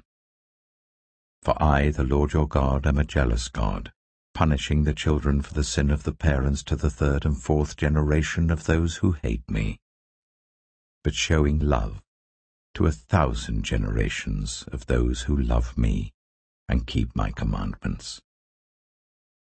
You shall not misuse the name of the Lord your God, for the Lord will not hold anyone guiltless who misuses his name. Remember the Sabbath day by keeping it holy. 6 days you shall labor and do all your work, but the 7th day is a Sabbath to the Lord your God. On it you shall not do any work, neither you, nor your son or daughter, nor your male or female servant, nor your animals, nor any foreigner residing in your towns. For in 6 days the Lord made the heavens and the earth, the sea, and all that is in them, but he rested on the 7th day. Therefore the Lord blessed the Sabbath day and made it holy.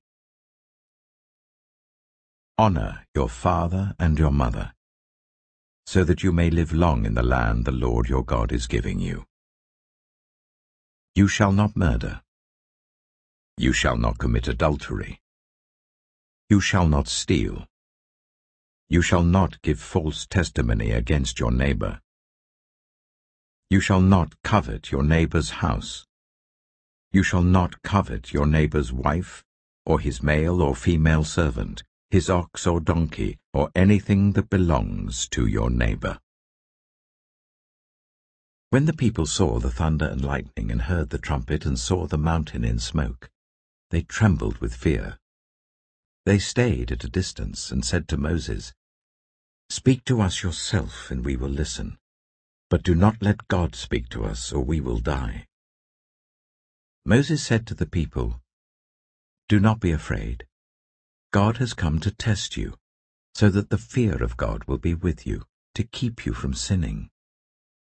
The people remained at a distance, while Moses approached the thick darkness where God was. Then the Lord said to Moses, "Tell the Israelites this. You have seen for yourselves that I have spoken to you from heaven. Do not make any gods to be alongside me. Do not make for yourselves gods of silver or gods of gold. Make an altar of earth for me, and sacrifice on it your burnt offerings and fellowship offerings, your sheep and goats and your cattle. Wherever I cause my name to be honored, I will come to you and bless you. If you make an altar of stones for me, do not build it with dressed stones, for you will defile it if you use a tool on it. And do not go up to my altar on steps, or your private parts may be exposed." Exodus chapter 21. These are the laws you are to set before them. If you buy a Hebrew servant, he is to serve you for 6 years, but in the 7th year he shall go free without paying anything. If he comes alone, he is to go free alone. But if he has a wife when he comes, she is to go with him. If his master gives him a wife and she bears him sons or daughters, the woman and her children shall belong to her master, and only the man shall go free. But if the servant declares, "I love my master and my wife and children, and do not want to go free," then his master must take him before the judges. He shall take him to the door or the doorpost, and pierce his ear with an awl. Then he will be his servant for life. If a man sells his daughter as a servant, she is not to go free as male servants do. If she does not please the master who has selected her for himself, he must let her be redeemed. He has no right to sell her to foreigners, because he has broken faith with her. If he selects her for his son, he must grant her the rights of a daughter. If he marries another woman, he must not deprive the first one of her food, clothing, and marital rights. If he does not provide her with these 3 things, she is to go free without any payment of money. Anyone who strikes a person with a fatal blow is to be put to death. However, if it is not done intentionally, but God lets it happen, they are to flee to a place I will designate. But if anyone schemes and kills someone deliberately, that person is to be taken from my altar and put to death. Anyone who attacks their father or mother is to be put to death. Anyone who kidnaps someone is to be put to death, whether the victim has been sold or is still in the kidnapper's possession. Anyone who curses their father or mother is to be put to death.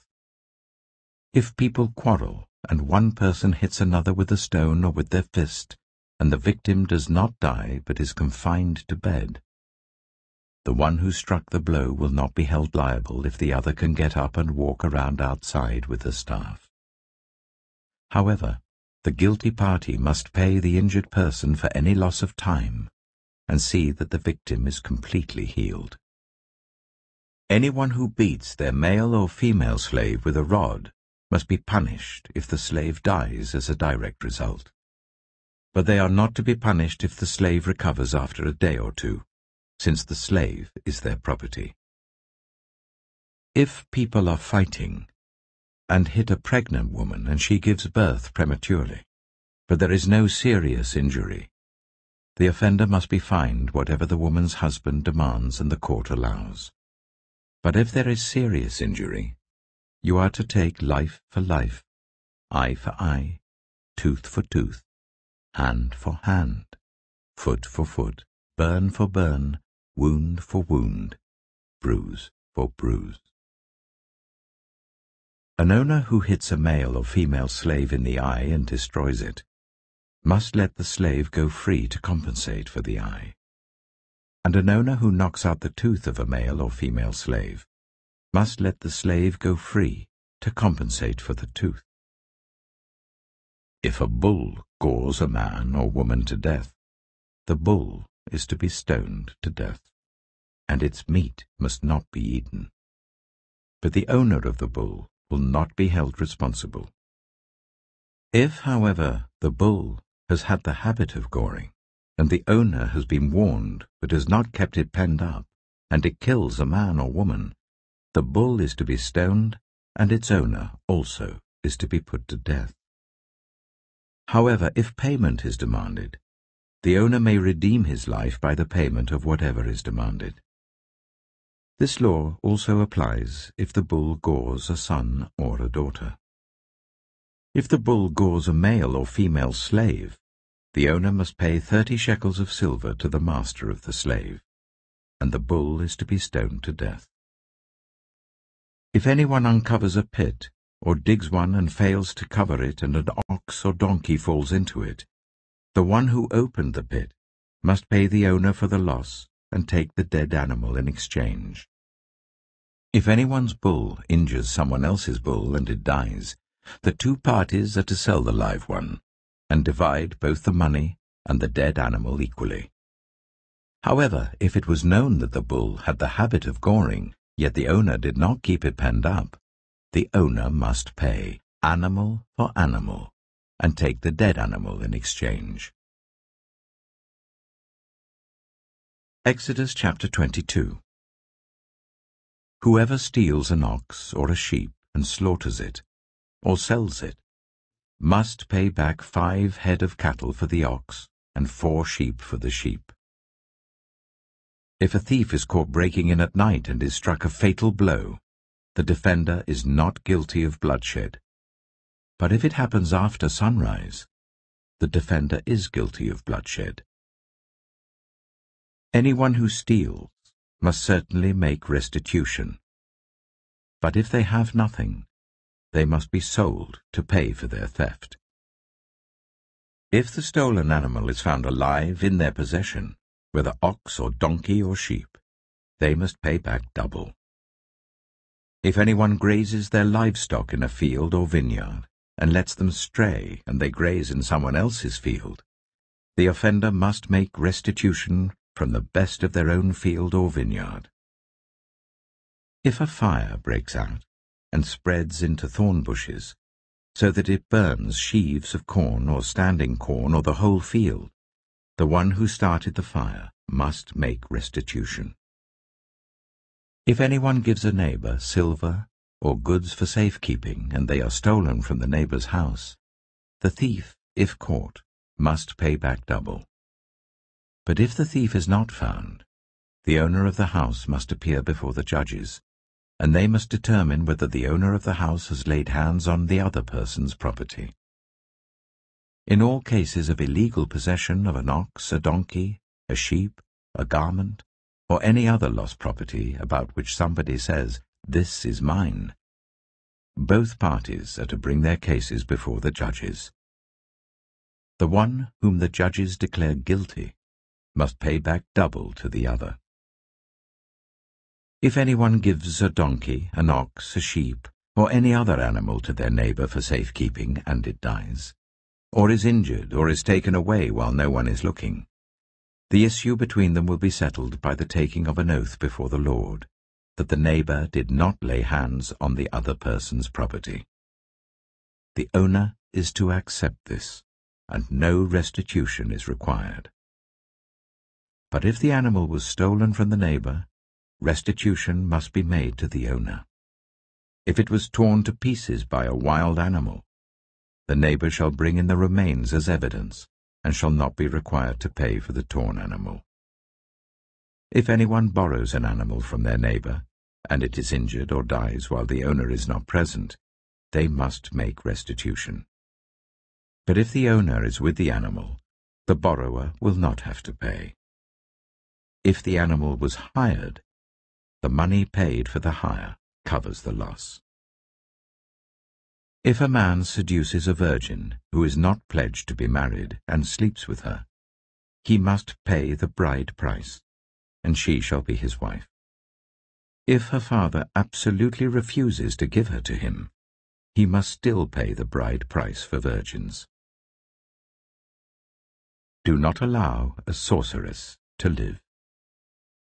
Anyone who has sexual relations with an animal is to be put to death. Whoever sacrifices to any god other than the Lord must be destroyed. Do not ill-treat or oppress a foreigner, for you were foreigners in Egypt. Do not take advantage of the widow or the fatherless. If you do, and they cry out to me, I will certainly hear their cry. My anger will be aroused, and I will kill you with the sword. Your wives will become widows, and your children fatherless. If you lend money to one of my people among you who is needy, do not treat it like a business deal. Charge no interest. If you take your neighbor's cloak as a pledge, return it by sunset, because that cloak is the only covering your neighbor has. What else can they sleep in? When they cry out to me, I will hear, for I am compassionate. Do not blaspheme God or curse the ruler of your people. Do not hold back offerings from your granaries or your vats. You must give me the firstborn of your sons. Do the same with your cattle and your sheep. Let them stay with their mothers for 7 days, but give them to me on the 8th day. You are to be my holy people. So do not eat the meat of an animal torn by wild beasts. Throw it to the dogs. Exodus chapter 23. Do not spread false reports. Do not help a guilty person by being a malicious witness. Do not follow the crowd in doing wrong. When you give testimony in a lawsuit, do not pervert justice by siding with the crowd, and do not show favoritism to a poor person in a lawsuit. If you come across your enemy's ox or donkey wandering off, be sure to return it. If you see the donkey of someone who hates you, fallen down under its load, do not leave it there. Be sure you help them with it. Do not deny justice to your poor people in their lawsuits. Have nothing to do with a false charge, and do not put an innocent or honest person to death, for I will not acquit the guilty. Do not accept a bribe, for a bribe blinds those who see and twists the words of the innocent. Do not oppress a foreigner. You yourselves know how it feels to be foreigners, because you were foreigners in Egypt. For 6 years you are to sow your fields and harvest the crops, but during the 7th year let the land lie unplowed and unused. Then the poor among your people may get food from it, and the wild animals may eat what is left. Do the same with your vineyard and your olive grove. 6 days do your work, but on the 7th day do not work, so that your ox and your donkey may rest, and so that the slave born in your household and the foreigner living among you may be refreshed. Be careful to do everything I have said to you. Do not invoke the names of other gods. Do not let them be heard on your lips. 3 times a year you are to celebrate a festival to me. Celebrate the festival of unleavened bread. For 7 days eat bread made without yeast, as I commanded you. Do this at the appointed time in the month of Aviv, for in that month you came out of Egypt. No one is to appear before me empty-handed. Celebrate the festival of harvest with the first fruits of the crops you sow in your field. Celebrate the festival of ingathering at the end of the year, when you gather in your crops from the field. 3 times a year all the men are to appear before the sovereign Lord. Do not offer the blood of a sacrifice to me, along with anything containing yeast. The fat of my festival offerings must not be kept until morning. Bring the best of the first fruits of your soil to the house of the Lord your God. Do not cook a young goat in its mother's milk. See, I am sending an angel ahead of you to guard you along the way, and to bring you to the place I have prepared. Pay attention to him and listen to what he says. Do not rebel against him. He will not forgive your rebellion, since my name is in him. If you listen carefully to what he says and do all that I say, I will be an enemy to your enemies, and will oppose those who oppose you. My angel will go ahead of you, and bring you into the land of the Amorites, Hittites, Perizzites, Canaanites, Hivites, and Jebusites, and I will wipe them out. Do not bow down before their gods, or worship them, or follow their practices. You must demolish them and break their sacred stones to pieces. Worship the Lord your God, and his blessing will be on your food and water. I will take away disease from among you, and none will miscarry or be barren in your land. I will give you a full lifespan. I will send my terror ahead of you, and throw into confusion every nation you encounter. I will make all your enemies turn their backs and run. I will send the hornet ahead of you to drive the Hivites, Canaanites, and Hittites out of your way. But I will not drive them out in a single year, because the land would become desolate, and the wild animals too numerous for you. Little by little I will drive them out before you, until you have increased enough to take possession of the land. I will establish your borders from the Red Sea to the Mediterranean Sea, and from the desert to the Euphrates River. I will give into your hands the people who live in the land, and you will drive them out before you. Do not make a covenant with them or with their gods. Do not let them live in your land, or they will cause you to sin against me, because the worship of their gods will certainly be a snare to you. Exodus chapter 24. Then the Lord said to Moses, Come up to the Lord, you and Aaron, Nadab and Abihu, and 70 of the elders of Israel. You are to worship at a distance. But Moses alone is to approach the Lord, the others must not come near. and the people may not come up with him." When Moses went and told the people all the Lord's words and laws, they responded with one voice, "Everything the Lord has said we will do." Moses then wrote down everything the Lord had said. He got up early the next morning and built an altar at the foot of the mountain and set up 12 stone pillars representing the 12 tribes of Israel. Then he sent young Israelite men, and they offered burnt offerings and sacrificed young bulls as fellowship offerings to the Lord. Moses took half of the blood and put it in bowls, and the other half he splashed against the altar. Then he took the book of the covenant and read it to the people. They responded, "We will do everything the Lord has said. We will obey." Moses then took the blood, sprinkled it on the people, and said, "This is the blood of the covenant that the Lord has made with you in accordance with all these words." Moses and Aaron, Nadab and Abihu, and the 70 elders of Israel went up and saw the God of Israel.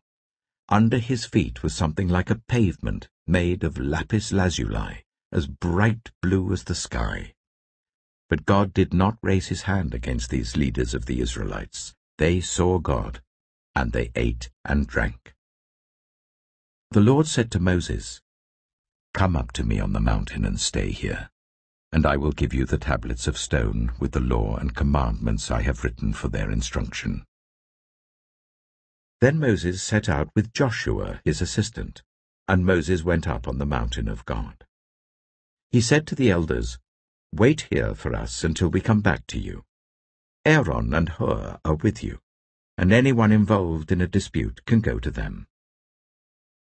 When Moses went up on the mountain, the cloud covered it, and the glory of the Lord settled on Mount Sinai. For 6 days the cloud covered the mountain, and on the 7th day the Lord called to Moses from within the cloud. To the Israelites, the glory of the Lord looked like a consuming fire on top of the mountain. Then Moses entered the cloud as he went on up the mountain, and he stayed on the mountain 40 days and 40 nights. Exodus chapter 25. The Lord said to Moses, "Tell the Israelites to bring me an offering. You are to receive the offering for me from everyone whose heart prompts them to give.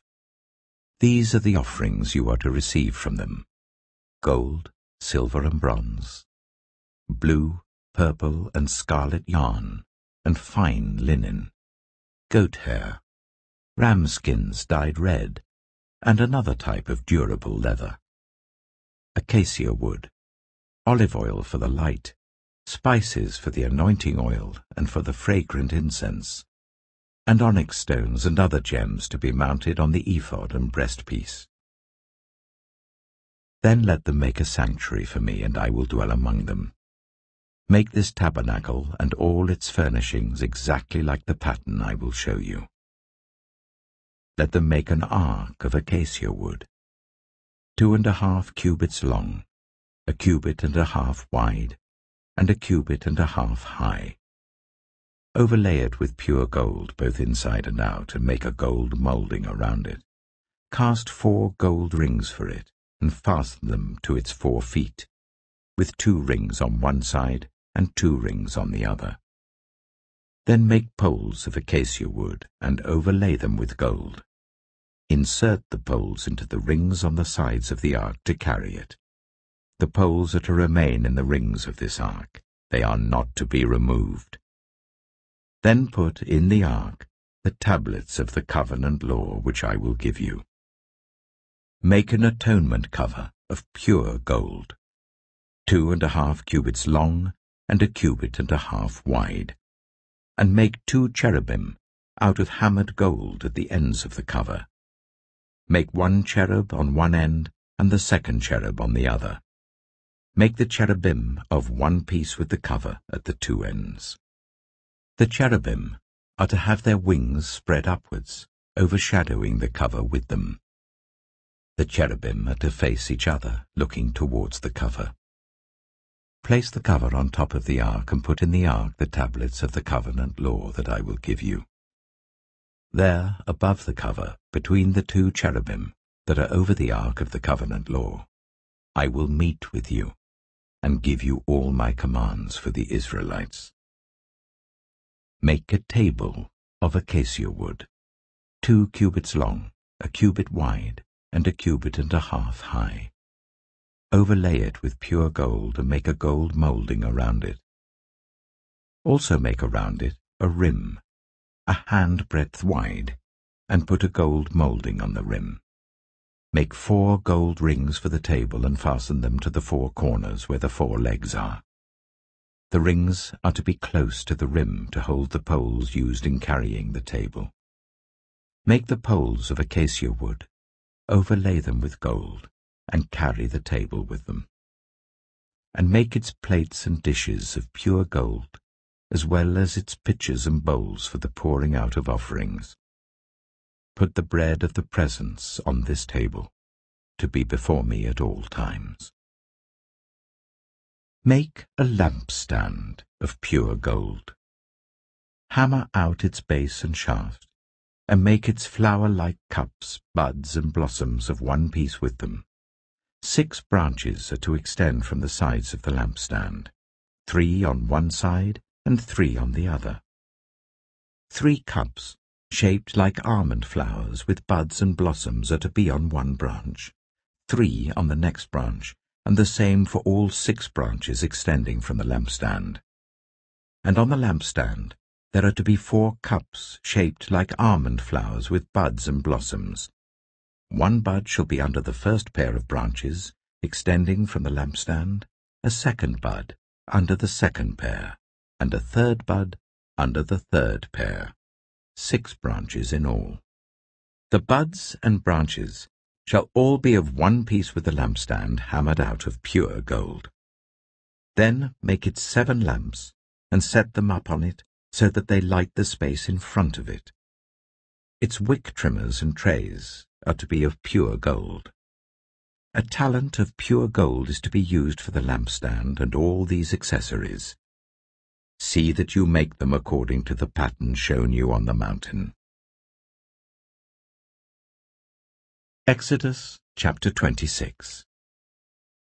Make the tabernacle with 10 curtains of finely twisted linen and blue, purple, and scarlet yarn, with cherubim woven into them by a skilled worker. All the curtains are to be the same size, 28 cubits long and 4 cubits wide. Join 5 of the curtains together, and do the same with the other 5. Make loops of blue material along the edge of the end curtain in one set, and do the same with the end curtain in the other set. Make 50 loops on one curtain and 50 loops on the end curtain of the other set, with the loops opposite each other. Then make 50 gold clasps, and use them to fasten the curtains together, so that the tabernacle is a unit. Make curtains of goat hair for the tent over the tabernacle, 11 altogether.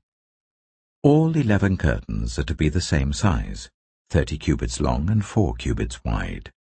Join 5 of the curtains together into one set, and the other 6 into another set. Fold the 6th curtain double at the front of the tent. Make 50 loops along the edge of the end curtain in one set, and also along the edge of the end curtain in the other set. Then make 50 bronze clasps, and put them in the loops to fasten the tent together as a unit. As for the additional length of the tent curtains, the half curtain that is left over is to hang down at the rear of the tabernacle. The tent curtains will be a cubit longer on both sides. What is left will hang over the sides of the tabernacle so as to cover it. Make for the tent a covering of ram skins dyed red, and over that a covering of other durable leather. Make upright frames of acacia wood for the tabernacle. Each frame is to be 10 cubits long and a cubit and a half wide, with 2 projections set parallel to each other. Make all the frames of the tabernacle in this way. Make 20 frames for the south side of the tabernacle, and make 40 silver bases to go under them, 2 bases for each frame, 1 under each projection. For the other side, the north side of the tabernacle, make 20 frames and 40 silver bases, 2 under each frame. Make 6 frames for the far end, that is the west end of the tabernacle, and make 2 frames for the corners at the far end. At these 2 corners, they must be double from the bottom all the way to the top and fitted into a single ring. Both shall be like that. So there will be 8 frames and 16 silver bases, 2 under each frame. Also, make crossbars of acacia wood, 5 for the frames on one side of the tabernacle, 5 for those on the other side, and 5 for the frames on the west at the far end of the tabernacle. The center crossbar is to extend from end to end at the middle of the frames.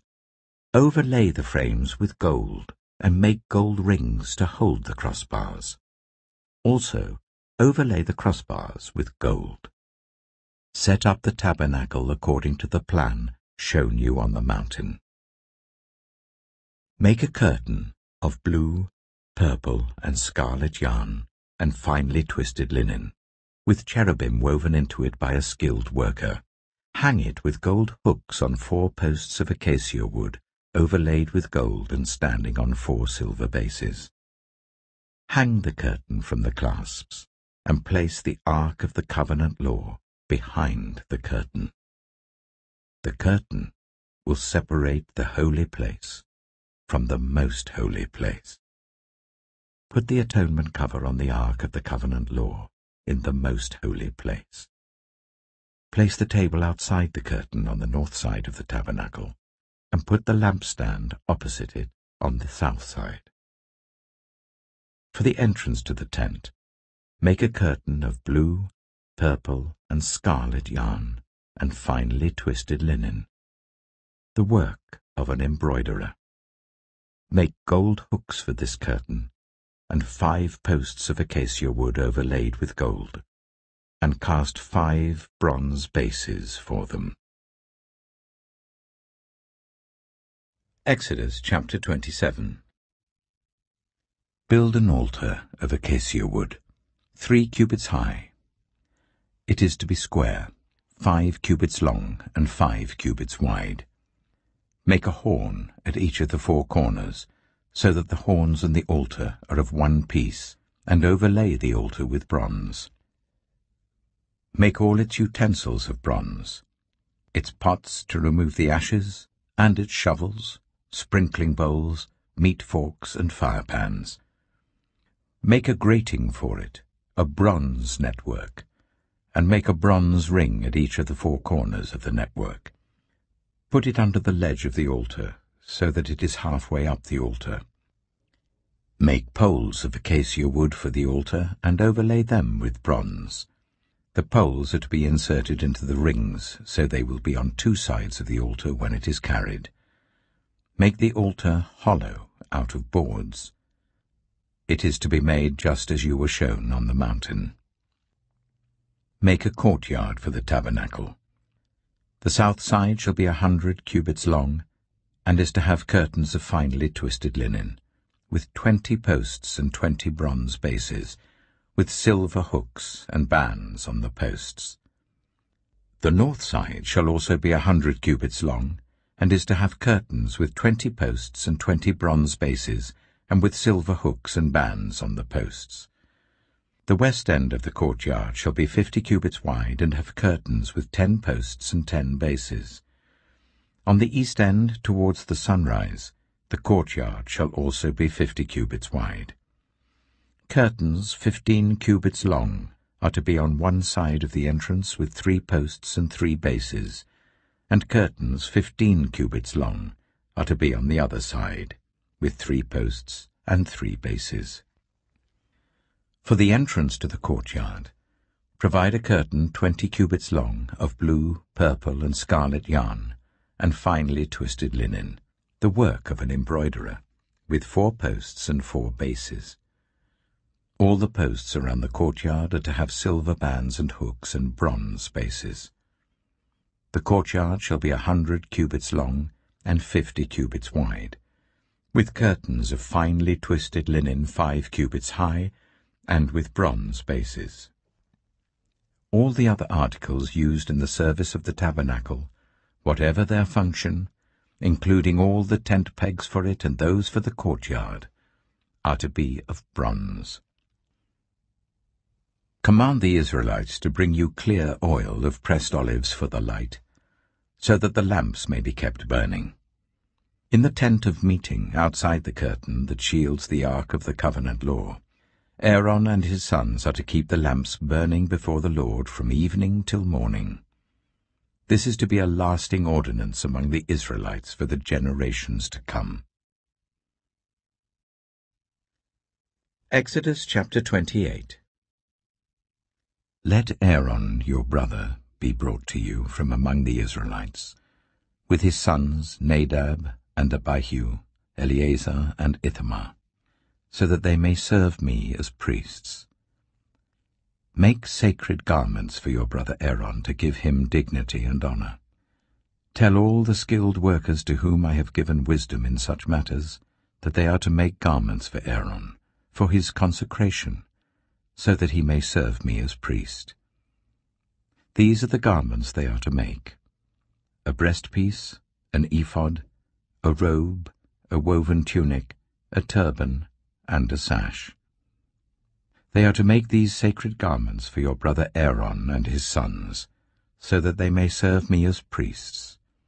Make them use gold, and blue, purple, and scarlet yarn, and fine linen. Make the ephod of gold, and of blue, purple, and scarlet yarn, and of finely twisted linen, the work of skilled hands. It is to have 2 shoulder pieces attached to 2 of its corners, so that it can be fastened. Its skillfully woven waistband is to be like it, of 1 piece with the ephod, and made with gold, and with blue, purple, and scarlet yarn, and with finely twisted linen. Take 2 onyx stones, and engrave on them the names of the sons of Israel, in the order of their birth, 6 names on 1 stone, and the remaining 6 on the other. Engrave the names of the sons of Israel on the 2 stones, the way a gem cutter engraves a seal. Then mount the stones in gold filigree settings, and fasten them on the shoulder pieces of the ephod as memorial stones for the sons of Israel. Aaron is to bear the names on his shoulders as a memorial before the Lord. Make gold filigree settings, and 2 braided chains of pure gold like a rope, and attach the chains to the settings. Fashion a breastpiece for making decisions, the work of skilled hands. Make it like the ephod, of gold and of blue, purple, and scarlet yarn, and of finely twisted linen. It is to be square, a span long and a span wide, and folded double. Then mount 4 rows of precious stones on it. The first row shall be carnelian, chrysolite, and beryl. The second row shall be turquoise, lapis lazuli, and emerald. The third row shall be jacinth, agate, and amethyst. The fourth row shall be topaz, onyx, and jasper. Mount them in gold filigree settings. There are to be 12 stones, 1 for each of the names of the sons of Israel, each engraved like a seal with the name of one of the 12 tribes. For the breastpiece, make braided chains of pure gold like a rope. Make 2 gold rings for it and fasten them to 2 corners of the breastpiece. Fasten the 2 gold chains to the rings at the corners of the breastpiece, and the other ends of the chains to the 2 settings, attaching them to the shoulder pieces of the ephod at the front. Make 2 gold rings, and attach them to the other 2 corners of the breastpiece, on the inside edge, next to the ephod. Make 2 more gold rings, and attach them to the bottom of the shoulder pieces on the front of the ephod, close to the seam just above the waistband of the ephod. The rings of the breastpiece are to be tied to the rings of the ephod with blue cord, connecting it to the waistband, so that the breastpiece will not swing out from the ephod. Whenever Aaron enters the holy place, he will bear the names of the sons of Israel over his heart on the breastpiece of decision, as a continuing memorial before the Lord. Also put the Urim and the Thummim in the breastpiece, so they may be over Aaron's heart whenever he enters the presence of the Lord. Thus Aaron will always bear the means of making decisions for the Israelites over his heart before the Lord. Make the robe of the ephod entirely out of blue cloth, with an opening for the head in its center. There shall be a woven edge like a collar around this opening, so that it will not tear. Make pomegranates of blue, purple, and scarlet yarn around the hem of the robe, with gold bells between them. The gold bells and the pomegranates are to alternate round the hem of the robe. Aaron must wear it when he ministers. The sound of the bells will be heard when he enters the holy place before the Lord and when he comes out, so that he will not die. Make a plate of pure gold, and engrave on it, as on a seal, "Holy to the Lord." Fasten a blue cord to it, to attach it to the turban. It is to be on the front of the turban. It will be on Aaron's forehead, and he will bear the guilt involved in the sacred gifts the Israelites consecrate, whatever their gifts may be. It will be on Aaron's forehead continually, so that they will be acceptable to the Lord. Weave the tunic of fine linen, and make the turban of fine linen. The sash is to be the work of an embroiderer. Make tunics, sashes, and caps for Aaron's sons, to give them dignity and honor. After you put these clothes on your brother Aaron and his sons, anoint and ordain them. Consecrate them, so they may serve me as priests. Make linen undergarments as a covering for the body, reaching from the waist to the thigh. Aaron and his sons must wear them whenever they enter the tent of meeting or approach the altar to minister in the holy place, so that they will not incur guilt and die. This is to be a lasting ordinance for Aaron and his descendants. Exodus chapter 29. This is what you are to do to consecrate them, so that they may serve me as priests. Take a young bull and 2 rams without defect, and from the finest wheat flour make round loaves without yeast, thick loaves without yeast, and with olive oil mixed in, and thin loaves without yeast, and brushed with olive oil. Put them in a basket, and present them in it, along with the bull and the 2 rams. Then bring Aaron and his sons to the entrance to the tent of meeting, and wash them with water. Take the garments and dress Aaron with the tunic, the robe of the ephod itself, and the breastpiece. Fasten the ephod on him by its skillfully woven waistband. Put the turban on his head and attach the sacred emblem to the turban.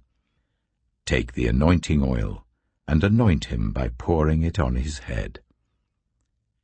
Bring his sons and dress them in tunics and fasten caps on them. Then tie sashes on Aaron and his sons. The priesthood is theirs by a lasting ordinance. Then you shall ordain Aaron and his sons. Bring the bull to the front of the tent of meeting, and Aaron and his sons shall lay their hands on its head. Slaughter it in the Lord's presence at the entrance to the tent of meeting. Take some of the bull's blood and put it on the horns of the altar with your finger, and pour out the rest of it at the base of the altar. Then take all the fat of the internal organs, the covering of the liver and both kidneys with the fat on them, and burn them on the altar. But burn the bull's flesh and its hide and its intestines outside the camp. It is a sin offering. Take one of the rams, and Aaron and his sons shall lay their hands on its head. Slaughter it, and take the blood and splash it against the sides of the altar. Cut the ram into pieces, and wash the internal organs and the legs, putting them with the head and the other pieces. Then burn the entire ram on the altar. It is a burnt offering to the Lord, a pleasing aroma, a food offering presented to the Lord. Take the other ram, and Aaron and his sons shall lay their hands on its head. Slaughter it, take some of its blood, and put it on the lobes of the right ears of Aaron and his sons, on the thumbs of their right hands, and on the big toes of their right feet. Then splash blood against the sides of the altar. And take some of the blood on the altar, and some of the anointing oil, and sprinkle it on Aaron and his garments, and on his sons and their garments. Then he and his sons and their garments will be consecrated. Take from this ram the fat tail, the fat on the internal organs, the covering of the liver, both kidneys with the fat on them, and the right thigh. This is the ram for the ordination. From the basket of bread made without yeast, which is before the Lord, take 1 round loaf, 1 thick loaf with olive oil mixed in, and 1 thin loaf. Put all these in the hands of Aaron and his sons, and wave them before the Lord, as a wave offering. Then take them from their hands, and burn them on the altar along with the burnt offering, for a pleasing aroma to the Lord, a food offering presented to the Lord. After you take the breast of the ram for Aaron's ordination, wave it before the Lord as a wave offering, and it will be your share. Consecrate those parts of the ordination ram that belong to Aaron and his sons, the breast that was waved and the thigh that was presented. This is always to be the regular share from the Israelites for Aaron and his sons. It is the contribution the Israelites are to make to the Lord from their fellowship offerings. Aaron's sacred garments will belong to his descendants, so that they can be anointed and ordained in them. The son who succeeds him as priest and comes to the tent of meeting to minister in the holy place is to wear them 7 days. Take the ram for the ordination and cook the meat in a sacred place. At the entrance to the tent of meeting, Aaron and his sons are to eat the meat of the ram and the bread that is in the basket. They are to eat these offerings by which atonement was made for their ordination and consecration. But no one else may eat them, because they are sacred. And if any of the meat of the ordination ram or any bread is left over till morning, burn it up. It must not be eaten, because it is sacred.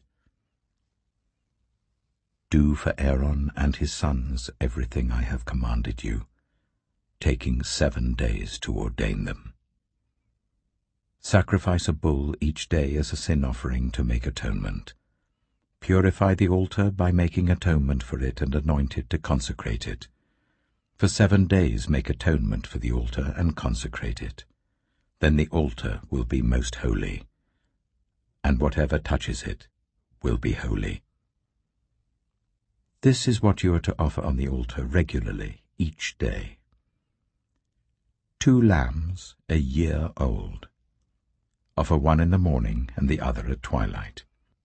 With the first lamb, offer 1/10 of an ephah of the finest flour, mixed with 1/4 of a hin of oil from pressed olives, and 1/4 of a hin of wine as a drink offering. Sacrifice the other lamb at twilight with the same grain offering and its drink offering as in the morning, a pleasing aroma, a food offering presented to the Lord. For the generations to come, this burnt offering is to be made regularly at the entrance to the tent of meeting before the Lord. There I will meet you and speak to you. There also I will meet with the Israelites, and the place will be consecrated by my glory. So I will consecrate the tent of meeting and the altar, and will consecrate Aaron and his sons to serve me as priests. Then I will dwell among the Israelites and be their God. They will know that I am the Lord their God, who brought them out of Egypt, so that I might dwell among them. I am the Lord their God. Exodus chapter 30. Make an altar of acacia wood for burning incense. It is to be square, a cubit long and a cubit wide and 2 cubits high, its horns of one piece with it. Overlay the top and all the sides and the horns with pure gold, and make a gold moulding around it. Make 2 gold rings for the altar below the moulding, 2 on each of the opposite sides to hold the poles used to carry it. Make the poles of acacia wood and overlay them with gold. Put the altar in front of the curtain that shields the ark of the covenant law, before the atonement cover that is over the tablets of the covenant law, where I will meet with you. Aaron must burn fragrant incense on the altar every morning when he tends the lamps. He must burn incense again when he lights the lamps at twilight, so that incense will burn regularly before the Lord for the generations to come. Do not offer on this altar any other incense or any burnt offering or grain offering, and do not pour a drink offering on it. Once a year Aaron shall make atonement on its horns. This annual atonement must be made with the blood of the atoning sin offering for the generations to come. It is most holy to the Lord. Then the Lord said to Moses, When you take a census of the Israelites to count them, each one must pay the Lord a ransom for his life at the time he is counted. Then no plague will come on them when you number them. Each one who crosses over to those already counted is to give a half shekel according to the sanctuary shekel, which weighs 20 gerams. This half shekel is an offering to the Lord. All who cross over, those 20 years old or more, are to give an offering to the Lord. The rich are not to give more than a half shekel, and the poor are not to give less when you make the offering to the Lord to atone for your lives. Receive the atonement money from the Israelites and use it for the service of the tent of meeting. It will be a memorial for the Israelites before the Lord, making atonement for your lives. Then the Lord said to Moses, Make a bronze basin, with its bronze stand for washing. Place it between the tent of meeting and the altar, and put water in it. Aaron and his sons are to wash their hands and feet with water from it. Whenever they enter the tent of meeting, they shall wash with water, so that they will not die. Also, when they approach the altar to minister by presenting a food offering to the Lord, they shall wash their hands and feet, so that they will not die. This is to be a lasting ordinance for Aaron and his descendants for the generations to come. Then the Lord said to Moses, Take the following fine spices: 500 shekels of liquid myrrh, half as much, that is 250 shekels, of fragrant cinnamon, 250 shekels of fragrant calamus, 500 shekels of cassia, all according to the sanctuary shekel, and a hin of olive oil. Make these into a sacred anointing oil, a fragrant blend, the work of a perfumer. It will be the sacred anointing oil. Then use it to anoint the tent of meeting, the ark of the covenant law, the table and all its articles, the lampstand and its accessories, the altar of incense, the altar of burnt offering and all its utensils, and the basin with its stand. You shall consecrate them, so they will be most holy, and whatever touches them will be holy. Anoint Aaron and his sons and consecrate them, so they may serve me as priests. Say to the Israelites, This is to be my sacred anointing oil for the generations to come, Do not pour it on anyone else's body, and do not make any other oil using the same formula. It is sacred, and you are to consider it sacred. Whoever makes perfume like it and puts it on anyone other than a priest must be cut off from their people." Then the Lord said to Moses, "Take fragrant spices, gum resin, onycha, and galbanum, and pure frankincense, all in equal amounts, and make a fragrant blend of incense, the work of a perfumer. It is to be salted and pure and sacred. Grind some of it to powder and place it in front of the ark of the covenant law in the tent of meeting, where I will meet with you. It shall be most holy to you. Do not make any incense with this formula for yourselves.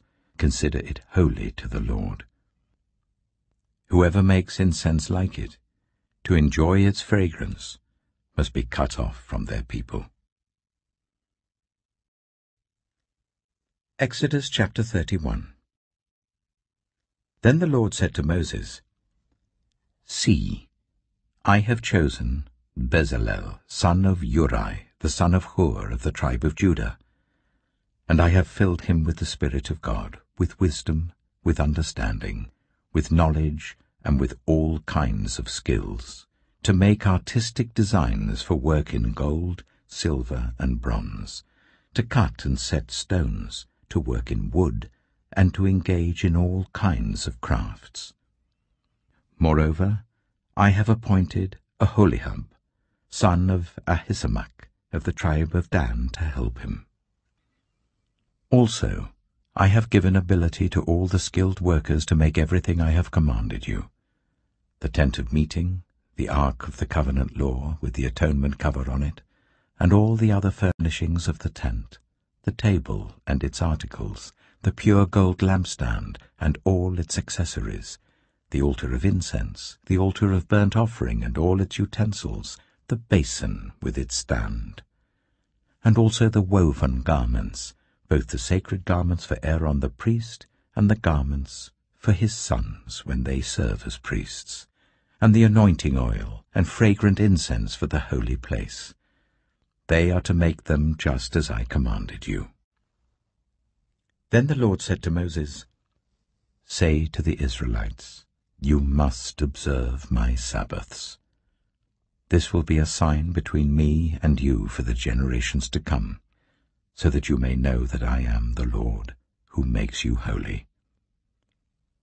Observe the Sabbath, because it is holy to you. Anyone who desecrates it is to be put to death. Those who do any work on that day must be cut off from their people. For 6 days work is to be done, but the 7th day is a day of Sabbath rest, holy to the Lord. Whoever does any work on the Sabbath day is to be put to death. The Israelites are to observe the Sabbath, celebrating it for the generations to come as a lasting covenant. It will be a sign between me and the Israelites forever. For in 6 days the Lord made the heavens and the earth, and on the 7th day he rested and was refreshed."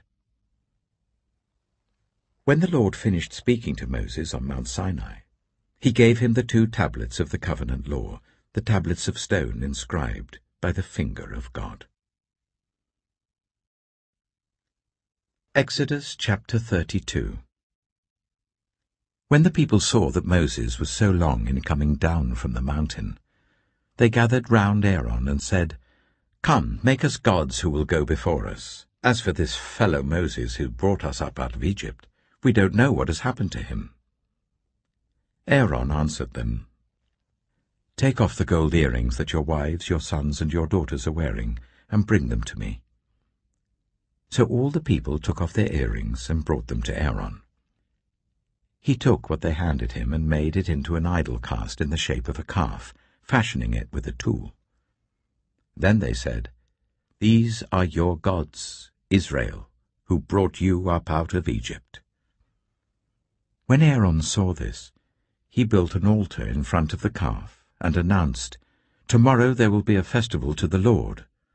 So the next day the people rose early and sacrificed burnt offerings and presented fellowship offerings. Afterwards they sat down to eat and drink and got up to indulge in revelry.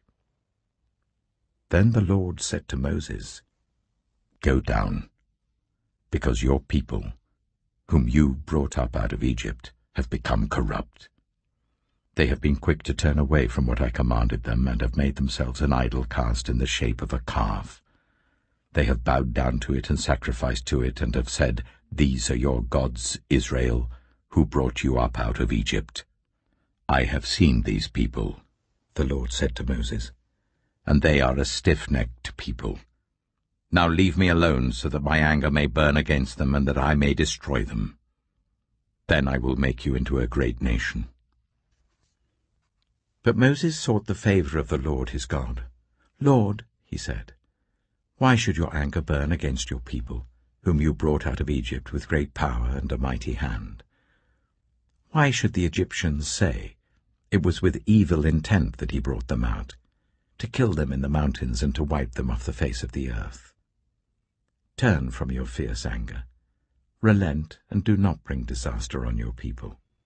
Remember your servants, Abraham, Isaac, and Israel, to whom you swore by your own self, 'I will make your descendants as numerous as the stars in the sky, and I will give your descendants all this land I promised them, and it will be their inheritance forever.' Then the Lord relented, and did not bring on his people the disaster he had threatened. Moses turned and went down the mountain with the 2 tablets of the covenant law in his hands. They were inscribed on both sides, front and back. The tablets were the work of God. The writing was the writing of God, engraved on the tablets. When Joshua heard the noise of the people shouting, he said to Moses, "There is the sound of war in the camp." Moses replied, "It is not the sound of victory. It is not the sound of defeat. It is the sound of singing that I hear." When Moses approached the camp and saw the calf and the dancing, his anger burned, and he threw the tablets out of his hands, breaking them to pieces at the foot of the mountain. And he took the calf the people had made and burned it in the fire. Then he ground it to powder, scattered it on the water, and made the Israelites drink it. He said to Aaron, "What did these people do to you, that you led them into such great sin?" "Do not be angry, my lord," Aaron answered. "You know how prone these people are to evil. They said to me, 'Make us gods who will go before us.' As for this fellow Moses who brought us up out of Egypt, we don't know what's happened to him. So I told them, 'Whoever has any gold jewelry, take it off.' Then they gave me the gold, and I threw it into the fire, and out came this calf." Moses saw that the people were running wild, and that Aaron had let them get out of control, and so become a laughing-stock to their enemies. So he stood at the entrance to the camp and said, "Whoever is for the Lord, come to me." And all the Levites rallied to him. Then he said to them, "This is what the Lord, the God of Israel, says. Each man strap a sword to his side. Go back and forth through the camp from one end to the other, each killing his brother and friend and neighbor." The Levites did as Moses commanded, and that day about 3,000 of the people died. Then Moses said, "You have been set apart to the Lord today, for you were against your own sons and brothers, and he has blessed you this day." The next day Moses said to the people, "You have committed a great sin, but now I will go up to the Lord. Perhaps I can make atonement for your sin." So Moses went back to the Lord and said, "Oh, what a great sin these people have committed! They have made themselves gods of gold. But now, please, forgive their sin. But if not, then blot me out of the book you have written." The Lord replied to Moses, "Whoever has sinned against me, I will blot out of my book. Now go. Lead the people to the place I spoke of, and my angel will go before you. However, when the time comes for me to punish, I will punish them for their sin." And the Lord struck the people with a plague because of what they did with the calf Aaron had made. Exodus chapter 33. Then the Lord said to Moses, "Leave this place, you and the people you brought up out of Egypt, and go up to the land I promised on oath to Abraham, Isaac, and Jacob, saying, I will give it to your descendants. I will send an angel before you and drive out the Canaanites, Amorites, Hittites, Perizzites, Hivites, and Jebusites. Go up to the land flowing with milk and honey. But I will not go with you, because you are a stiff-necked people, and I might destroy you on the way." When the people heard these distressing words, they began to mourn, and no one put on any ornaments. For the Lord had said to Moses, "Tell the Israelites, you are a stiff-necked people. If I were to go with you even for a moment, I might destroy you. Now take off your ornaments, and I will decide what to do with you." So the Israelites stripped off their ornaments at Mount Horeb. Now Moses used to take a tent and pitch it outside the camp some distance away, calling it the tent of meeting. Anyone inquiring of the Lord would go to the tent of meeting outside the camp. And whenever Moses went out to the tent, all the people rose and stood at the entrances to their tents, watching Moses until he entered the tent. As Moses went into the tent, the pillar of cloud would come down and stay at the entrance while the Lord spoke with Moses. Whenever the people saw the pillar of cloud standing at the entrance to the tent, they all stood and worshipped, each at the entrance to their tent. The Lord would speak to Moses face to face, as one speaks to a friend. Then Moses would return to the camp, but his young assistant Joshua, son of Nun, did not leave the tent. Moses said to the Lord, "You have been telling me, 'Lead these people.' But you have not let me know whom you will send with me. You have said, 'I know you by name, and you have found favor with me.' If you are pleased with me, teach me your ways, so I may know you and continue to find favor with you. Remember that this nation is your people." The Lord replied, "My presence will go with you, and I will give you rest." Then Moses said to him, "If your presence does not go with us, do not send us up from here. How will anyone know that you are pleased with me and with your people unless you go with us? What else will distinguish me and your people from all the other people on the face of the earth?" And the Lord said to Moses, "I will do the very thing you have asked, because I am pleased with you, and I know you by name." Then Moses said, "Now show me your glory." And the Lord said, "I will cause all my goodness to pass in front of you, and I will proclaim my name, the Lord, in your presence. I will have mercy on whom I will have mercy, and I will have compassion on whom I will have compassion. But," he said, "you cannot see my face, for no one may see me and live." Then the Lord said, "There is a place near me where you may stand on a rock. When my glory passes by, I will put you in a cleft in the rock and cover you with my hand until I have passed by. Then I will remove my hand, and you will see my back, but my face must not be seen." Exodus chapter 34. The Lord said to Moses, "Chisel out 2 stone tablets like the first ones, and I will write on them the words that were on the first tablets which you broke. Be ready in the morning, and then come up on Mount Sinai. Present yourself to me there on the top of the mountain. No one is to come with you, or be seen anywhere on the mountain. Not even the flocks and herds may graze in front of the mountain." So Moses chiseled out 2 stone tablets like the first ones, and went up Mount Sinai early in the morning, as the Lord had commanded him, and he carried the 2 stone tablets in his hands. Then the Lord came down in the cloud, and stood there with him, and proclaimed his name, the Lord.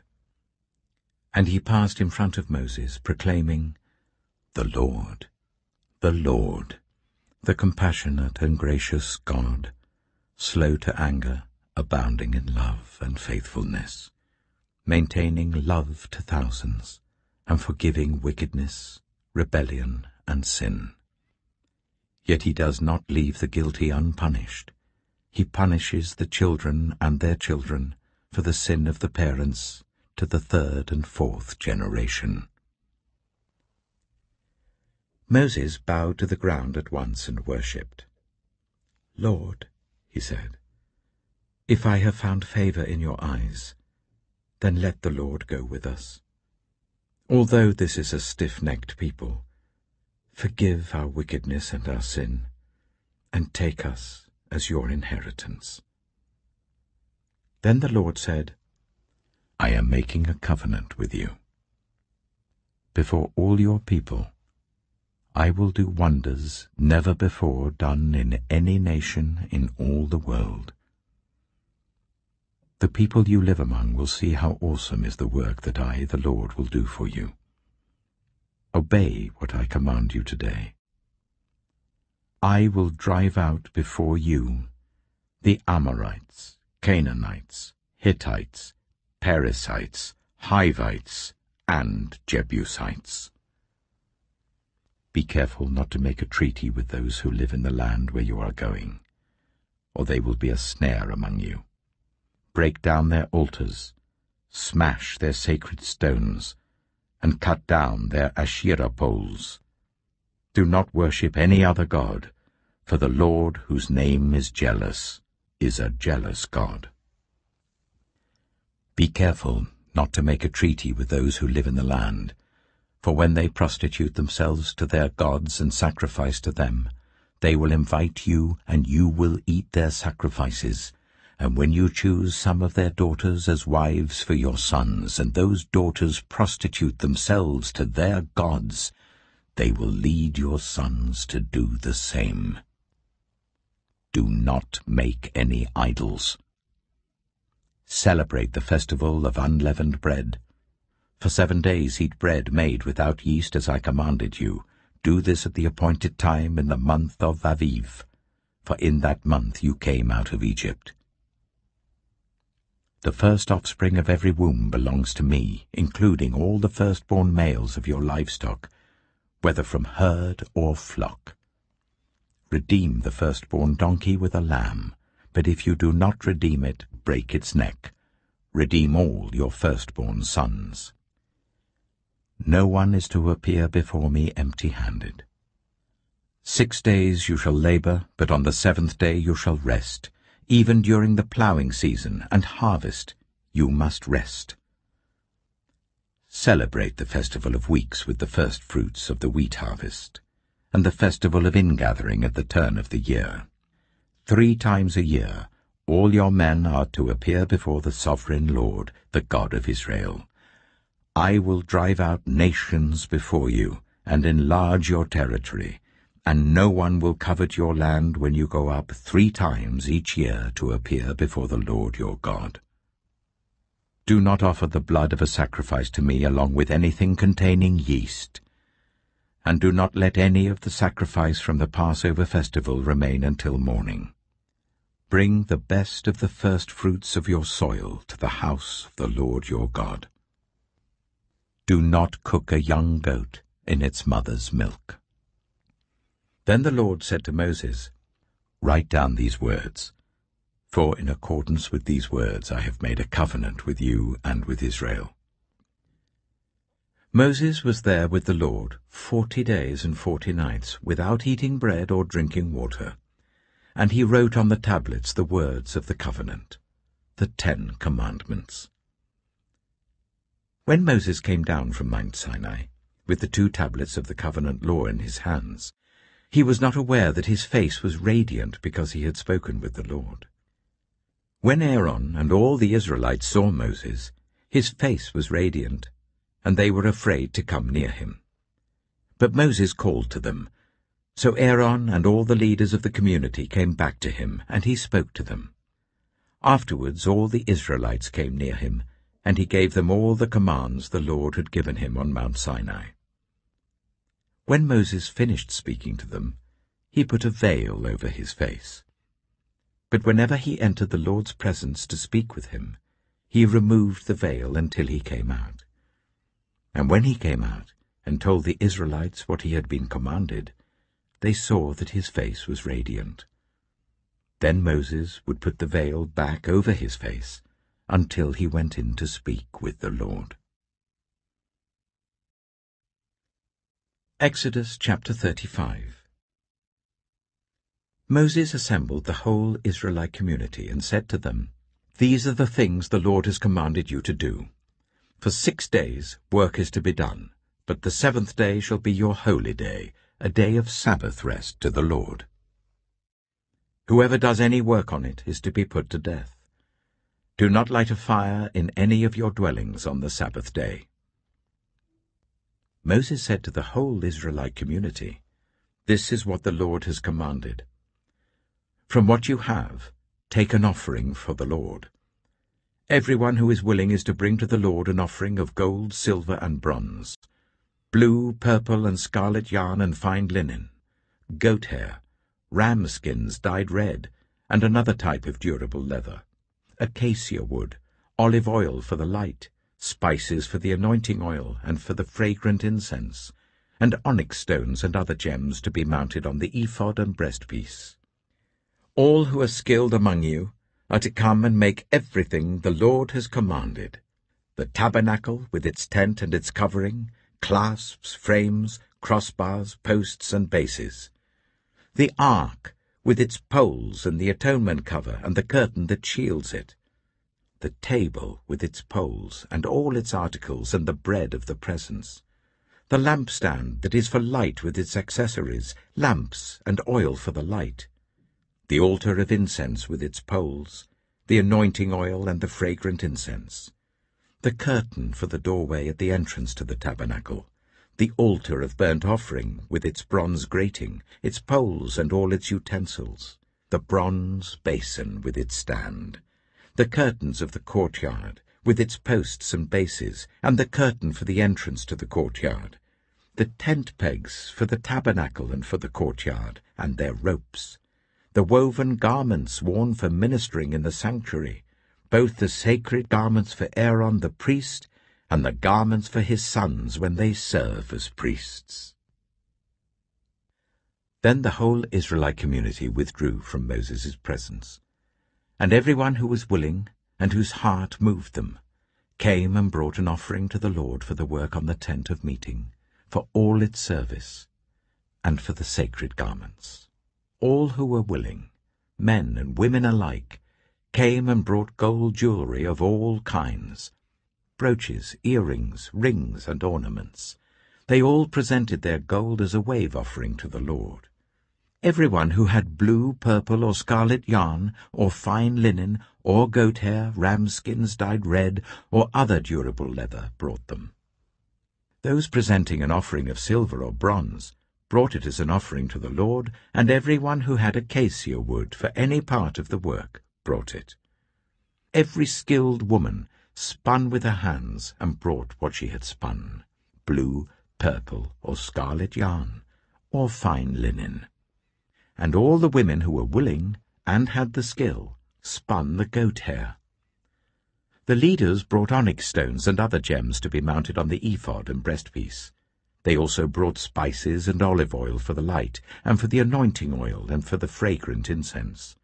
All the Israelite men and women who were willing brought to the Lord free will offerings for all the work the Lord, through Moses, had commanded them to do.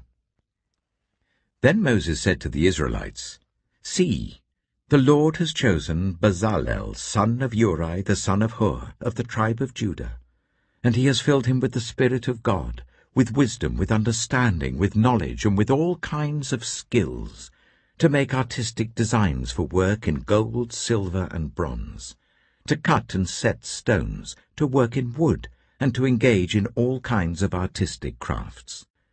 And he has given both him and Aholiab, son of Ahisamach of the tribe of Dan, the ability to teach others.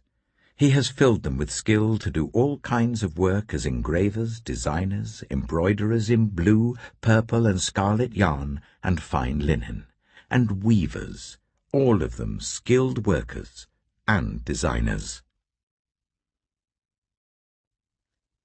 Exodus chapter 36. So Bezalel, Aholiab, and every skilled person to whom the Lord has given skill and ability, to know how to carry out all the work of constructing the sanctuary, are to do the work just as the Lord has commanded. Then Moses summoned Bezalel and Aholiab, and every skilled person to whom the Lord had given ability, and who was willing to come and do the work.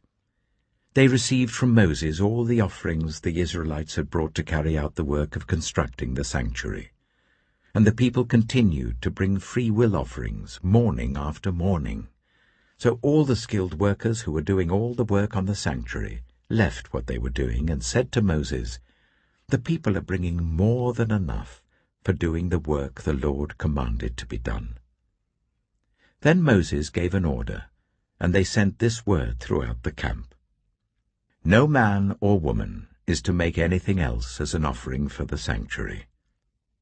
And so the people were restrained from bringing more, because what they already had was more than enough to do all the work.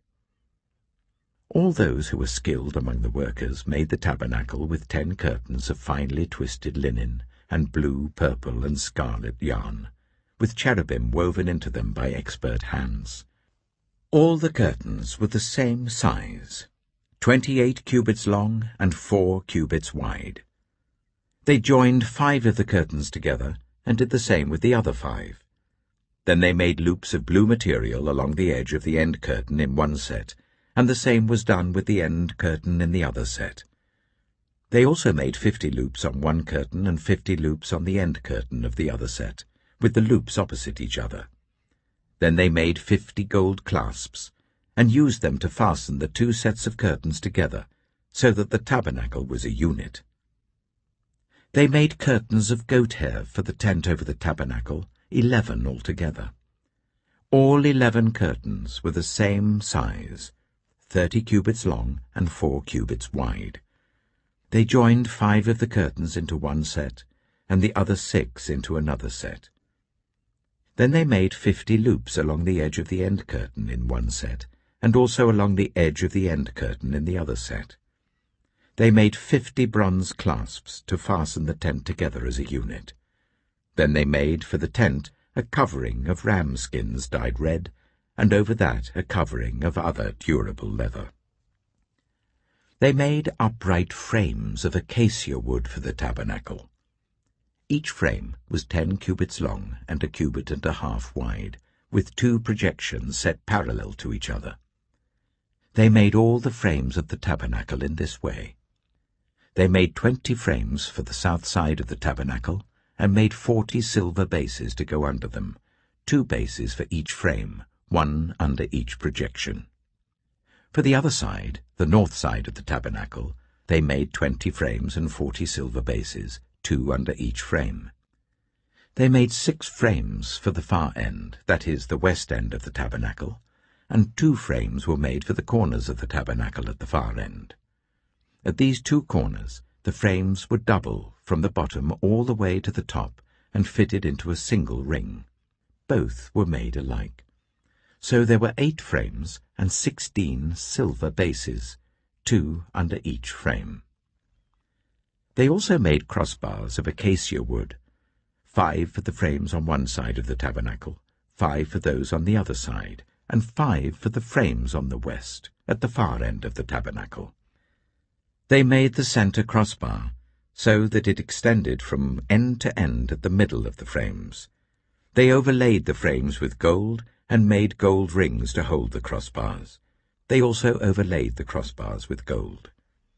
They made the curtain of blue, purple, and scarlet yarn and finely twisted linen, with cherubim woven into it by a skilled worker. They made 4 posts of acacia wood for it, and overlaid them with gold. They made gold hooks for them, and cast their 4 silver bases. For the entrance to the tent, they made a curtain of blue, purple, and scarlet yarn and finely twisted linen, the work of an embroiderer. And they made 5 posts with hooks for them. They overlaid the tops of the posts and their bands with gold, and made their 5 bases of bronze. Exodus chapter 37. Bezalel made the ark of acacia wood, 2½ cubits long, 1 cubit and a half wide, and 1 cubit and a half high. He overlaid it with pure gold, both inside and out, and made a gold moulding around it. He cast 4 gold rings for it, and fastened them to its 4 feet, with 2 rings on one side and 2 rings on the other. Then he made poles of acacia wood, and overlaid them with gold, and he inserted the poles into the rings on the sides of the ark to carry it. He made the atonement cover of pure gold, 2½ cubits long and 1 cubit and a half wide. Then he made 2 cherubim out of hammered gold at the ends of the cover. He made 1 cherub on one end, and the 2nd cherub on the other. At the 2 ends he made them of one piece with the cover. The cherubim had their wings spread upwards, overshadowing the cover with them. The cherubim faced each other, looking towards the cover. They made the table of acacia wood, 2 cubits long, 1 cubit wide, and 1 cubit and a half high. Then they overlaid it with pure gold and made a gold moulding around it. They also made around it a rim, a handbreadth wide, and put a gold moulding on the rim. They cast 4 gold rings for the table and fastened them to the 4 corners where the 4 legs were. The rings were put close to the rim to hold the poles used in carrying the table. The poles for carrying the table were made of acacia wood and were overlaid with gold. And they made from pure gold the articles for the table, its plates and dishes and bowls and its pitchers for the pouring out of drink offerings. They made the lampstand of pure gold. They hammered out its base and shaft, and made its flower-like cups, buds and blossoms of one piece with them. 6 branches extended from the sides of the lampstand, 3 on one side and 3 on the other. 3 cups shaped like almond flowers with buds and blossoms were on one branch, 3 on the next branch, and the same for all 6 branches extending from the lampstand. And on the lampstand were 4 cups shaped like almond flowers with buds and blossoms. 1 bud was under the first pair of branches extending from the lampstand, a 2nd bud under the 2nd pair, and a 3rd bud under the 3rd pair, 6 branches in all. The buds and the branches were all of one piece with the lampstand, hammered out of pure gold. They made its 7 lamps, as well as its wick trimmers and trays, of pure gold. They made the lampstand and all its accessories from 1 talent of pure gold. They made the altar of incense out of acacia wood. It was square, 1 cubit long and 1 cubit wide and 2 cubits high, its horns of one piece with it. They overlaid the top and all the sides and the horns with pure gold and made a gold moulding around it. They made 2 gold rings below the moulding, 2 on each of the opposite sides to hold the poles used to carry it. They made the poles of acacia wood and overlaid them with gold. They also made the sacred anointing oil and the pure fragrant incense, the work of a perfumer. Exodus chapter 38. They built the altar of burnt offering of acacia wood, 3 cubits high. It was square, 5 cubits long and 5 cubits wide. They made a horn at each of the 4 corners, so that the horns and the altar were of one piece, and they overlaid the altar with bronze. They made all its utensils of bronze, its pots, shovels, sprinkling bowls, meat forks, and fire pans. They made a grating for the altar, a bronze network to be under its ledge halfway up the altar. They cast bronze rings to hold the poles for the 4 corners of the bronze grating. They made the poles of acacia wood and overlaid them with bronze. They inserted the poles into the rings so they would be on the sides of the altar for carrying it. They made it hollow out of boards. They made the bronze basin and its bronze stand from the mirrors of the women who served at the entrance to the tent of meeting. Next they made the courtyard. The south side was 100 cubits long and had curtains of finely twisted linen with 20 posts and 20 bronze bases, and with silver hooks and bands on the posts. The north side was also 100 cubits long and had 20 posts and 20 bronze bases, with silver hooks and bands on the posts. The west end was 50 cubits wide and had curtains with 10 posts and 10 bases, with silver hooks and bands on the posts. The east end, towards the sunrise, was also 50 cubits wide. Curtains 15 cubits long were on one side of the entrance, with 3 posts and 3 bases, and curtains 15 cubits long were on the other side of the entrance to the courtyard, with 3 posts and 3 bases. All the curtains around the courtyard were of finely twisted linen. The bases for the posts were bronze. The hooks and bands on the posts were silver, and their tops were overlaid with silver. So all the posts of the courtyard had silver bands. The curtain for the entrance to the courtyard was made of blue, purple, and scarlet yarn, and finely twisted linen, the work of an embroiderer. It was 20 cubits long, and, like the curtains of the courtyard, 5 cubits high, with 4 posts and 4 bronze bases. Their hooks and bands were silver, and their tops were overlaid with silver. All the tent pegs of the tabernacle, and of the surrounding courtyard, were bronze. These are the amounts of the material used for the tabernacle of the covenant law, which were recorded at Moses' command by the Levites under the direction of Ithamar, son of Aaron the priest. Bezalel, son of Uri, the son of Hur of the tribe of Judah, made everything the Lord commanded Moses. With him was Aholiab, son of Ahisamach, of the tribe of Dan, an engraver and designer, and an embroiderer, in blue, purple, and scarlet yarn and fine linen.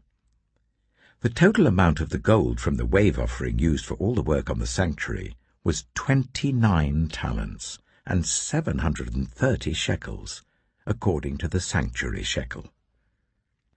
The silver obtained from those of the community who were counted in the census was 100 talents and 1,775 shekels, according to the sanctuary shekel.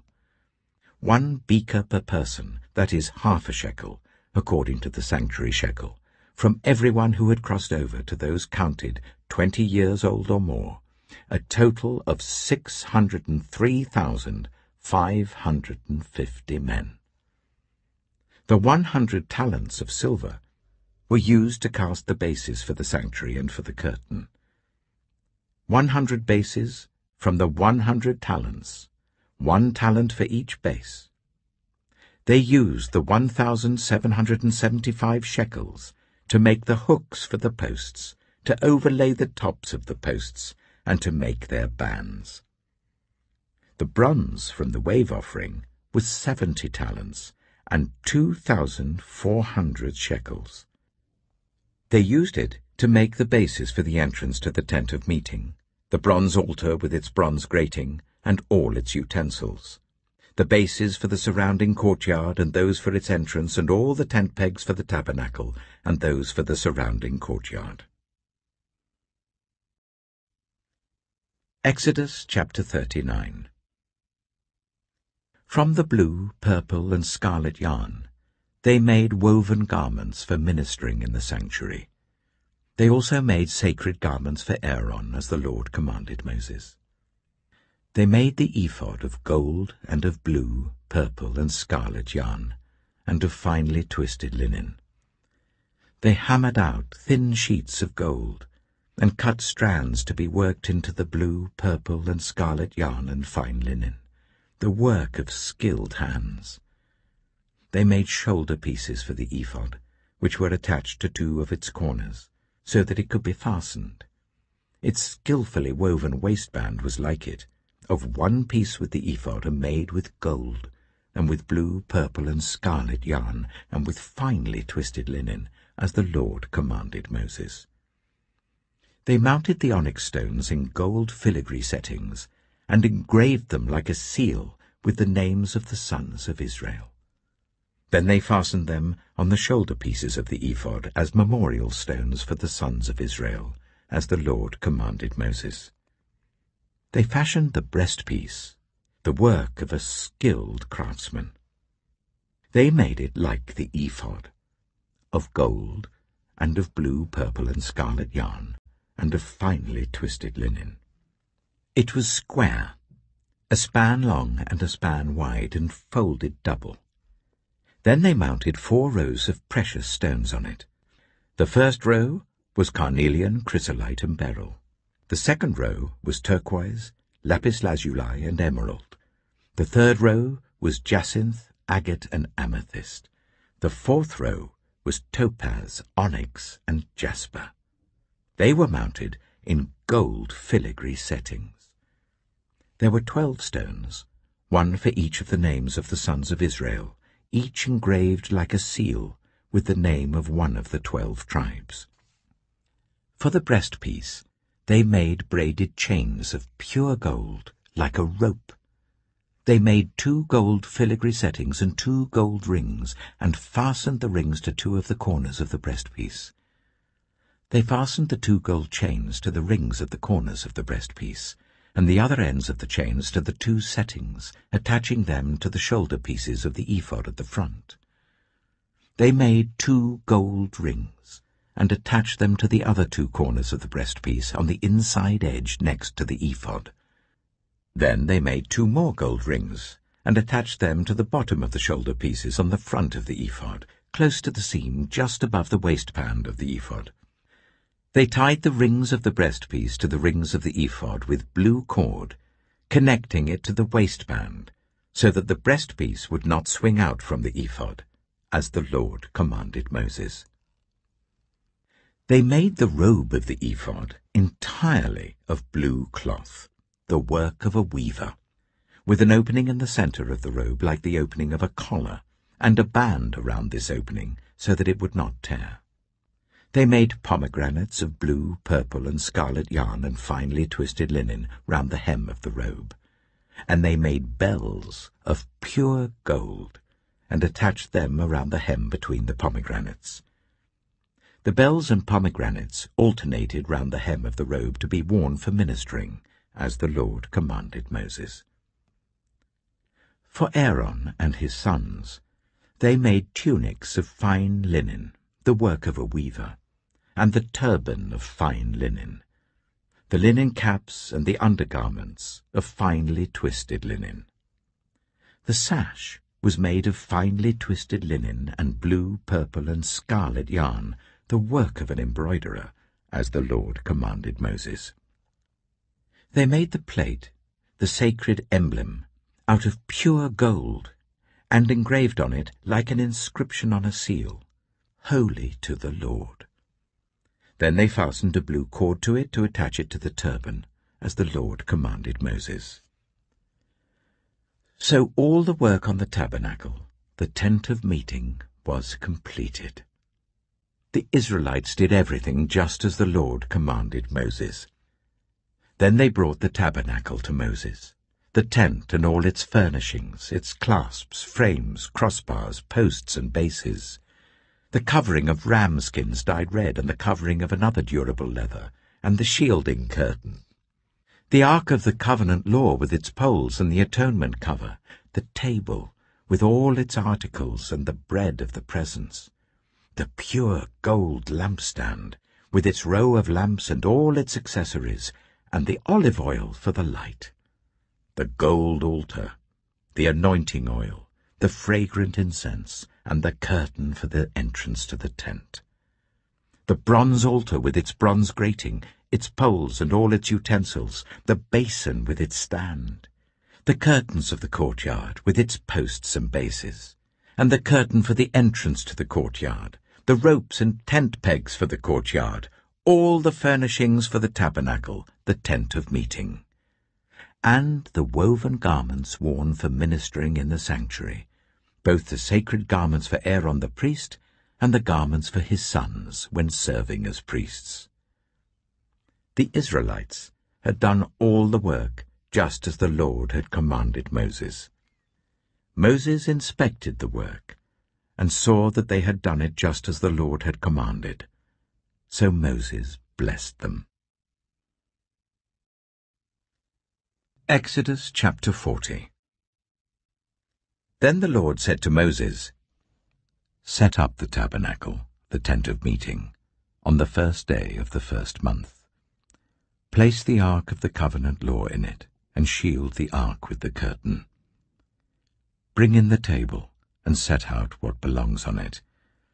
Then bring in the lampstand, and set up its lamps. Place the gold altar of incense in front of the ark of the covenant law, and put the curtain at the entrance to the tabernacle. Place the altar of burnt offering in front of the entrance to the tabernacle, the tent of meeting. Place the basin between the tent of meeting and the altar, and put water in it. Set up the courtyard around it, and put the curtain at the entrance to the courtyard. Take the anointing oil, and anoint the tabernacle and everything in it. Consecrate it and all its furnishings, and it will be holy. Then anoint the altar of burnt offering and all its utensils. Consecrate the altar, and it will be most holy. Anoint the basin and its stand, and consecrate them. Bring Aaron and his sons to the entrance to the tent of meeting, and wash them with water. Then dress Aaron in the sacred garments. Anoint him and consecrate him so that he may serve me as priest. Bring his sons and dress them in tunics. Anoint them just as you anointed their father, so that they may serve me as priests. Their anointing will be to a priesthood that will continue throughout their generations." Moses did everything just as the Lord commanded him. So the tabernacle was set up on the first day of the first month in the second year. When Moses set up the tabernacle, he put the bases in place, erected the frames, inserted the crossbars, and set up the posts. Then he spread the tent over the tabernacle and put the covering over the tent as the Lord commanded him. He took the tablets of the covenant law and placed them in the ark, attached the poles to the ark and put the atonement cover over it. Then he brought the ark into the tabernacle and hung the shielding curtain, and shielded the ark of the covenant law, as the Lord commanded him.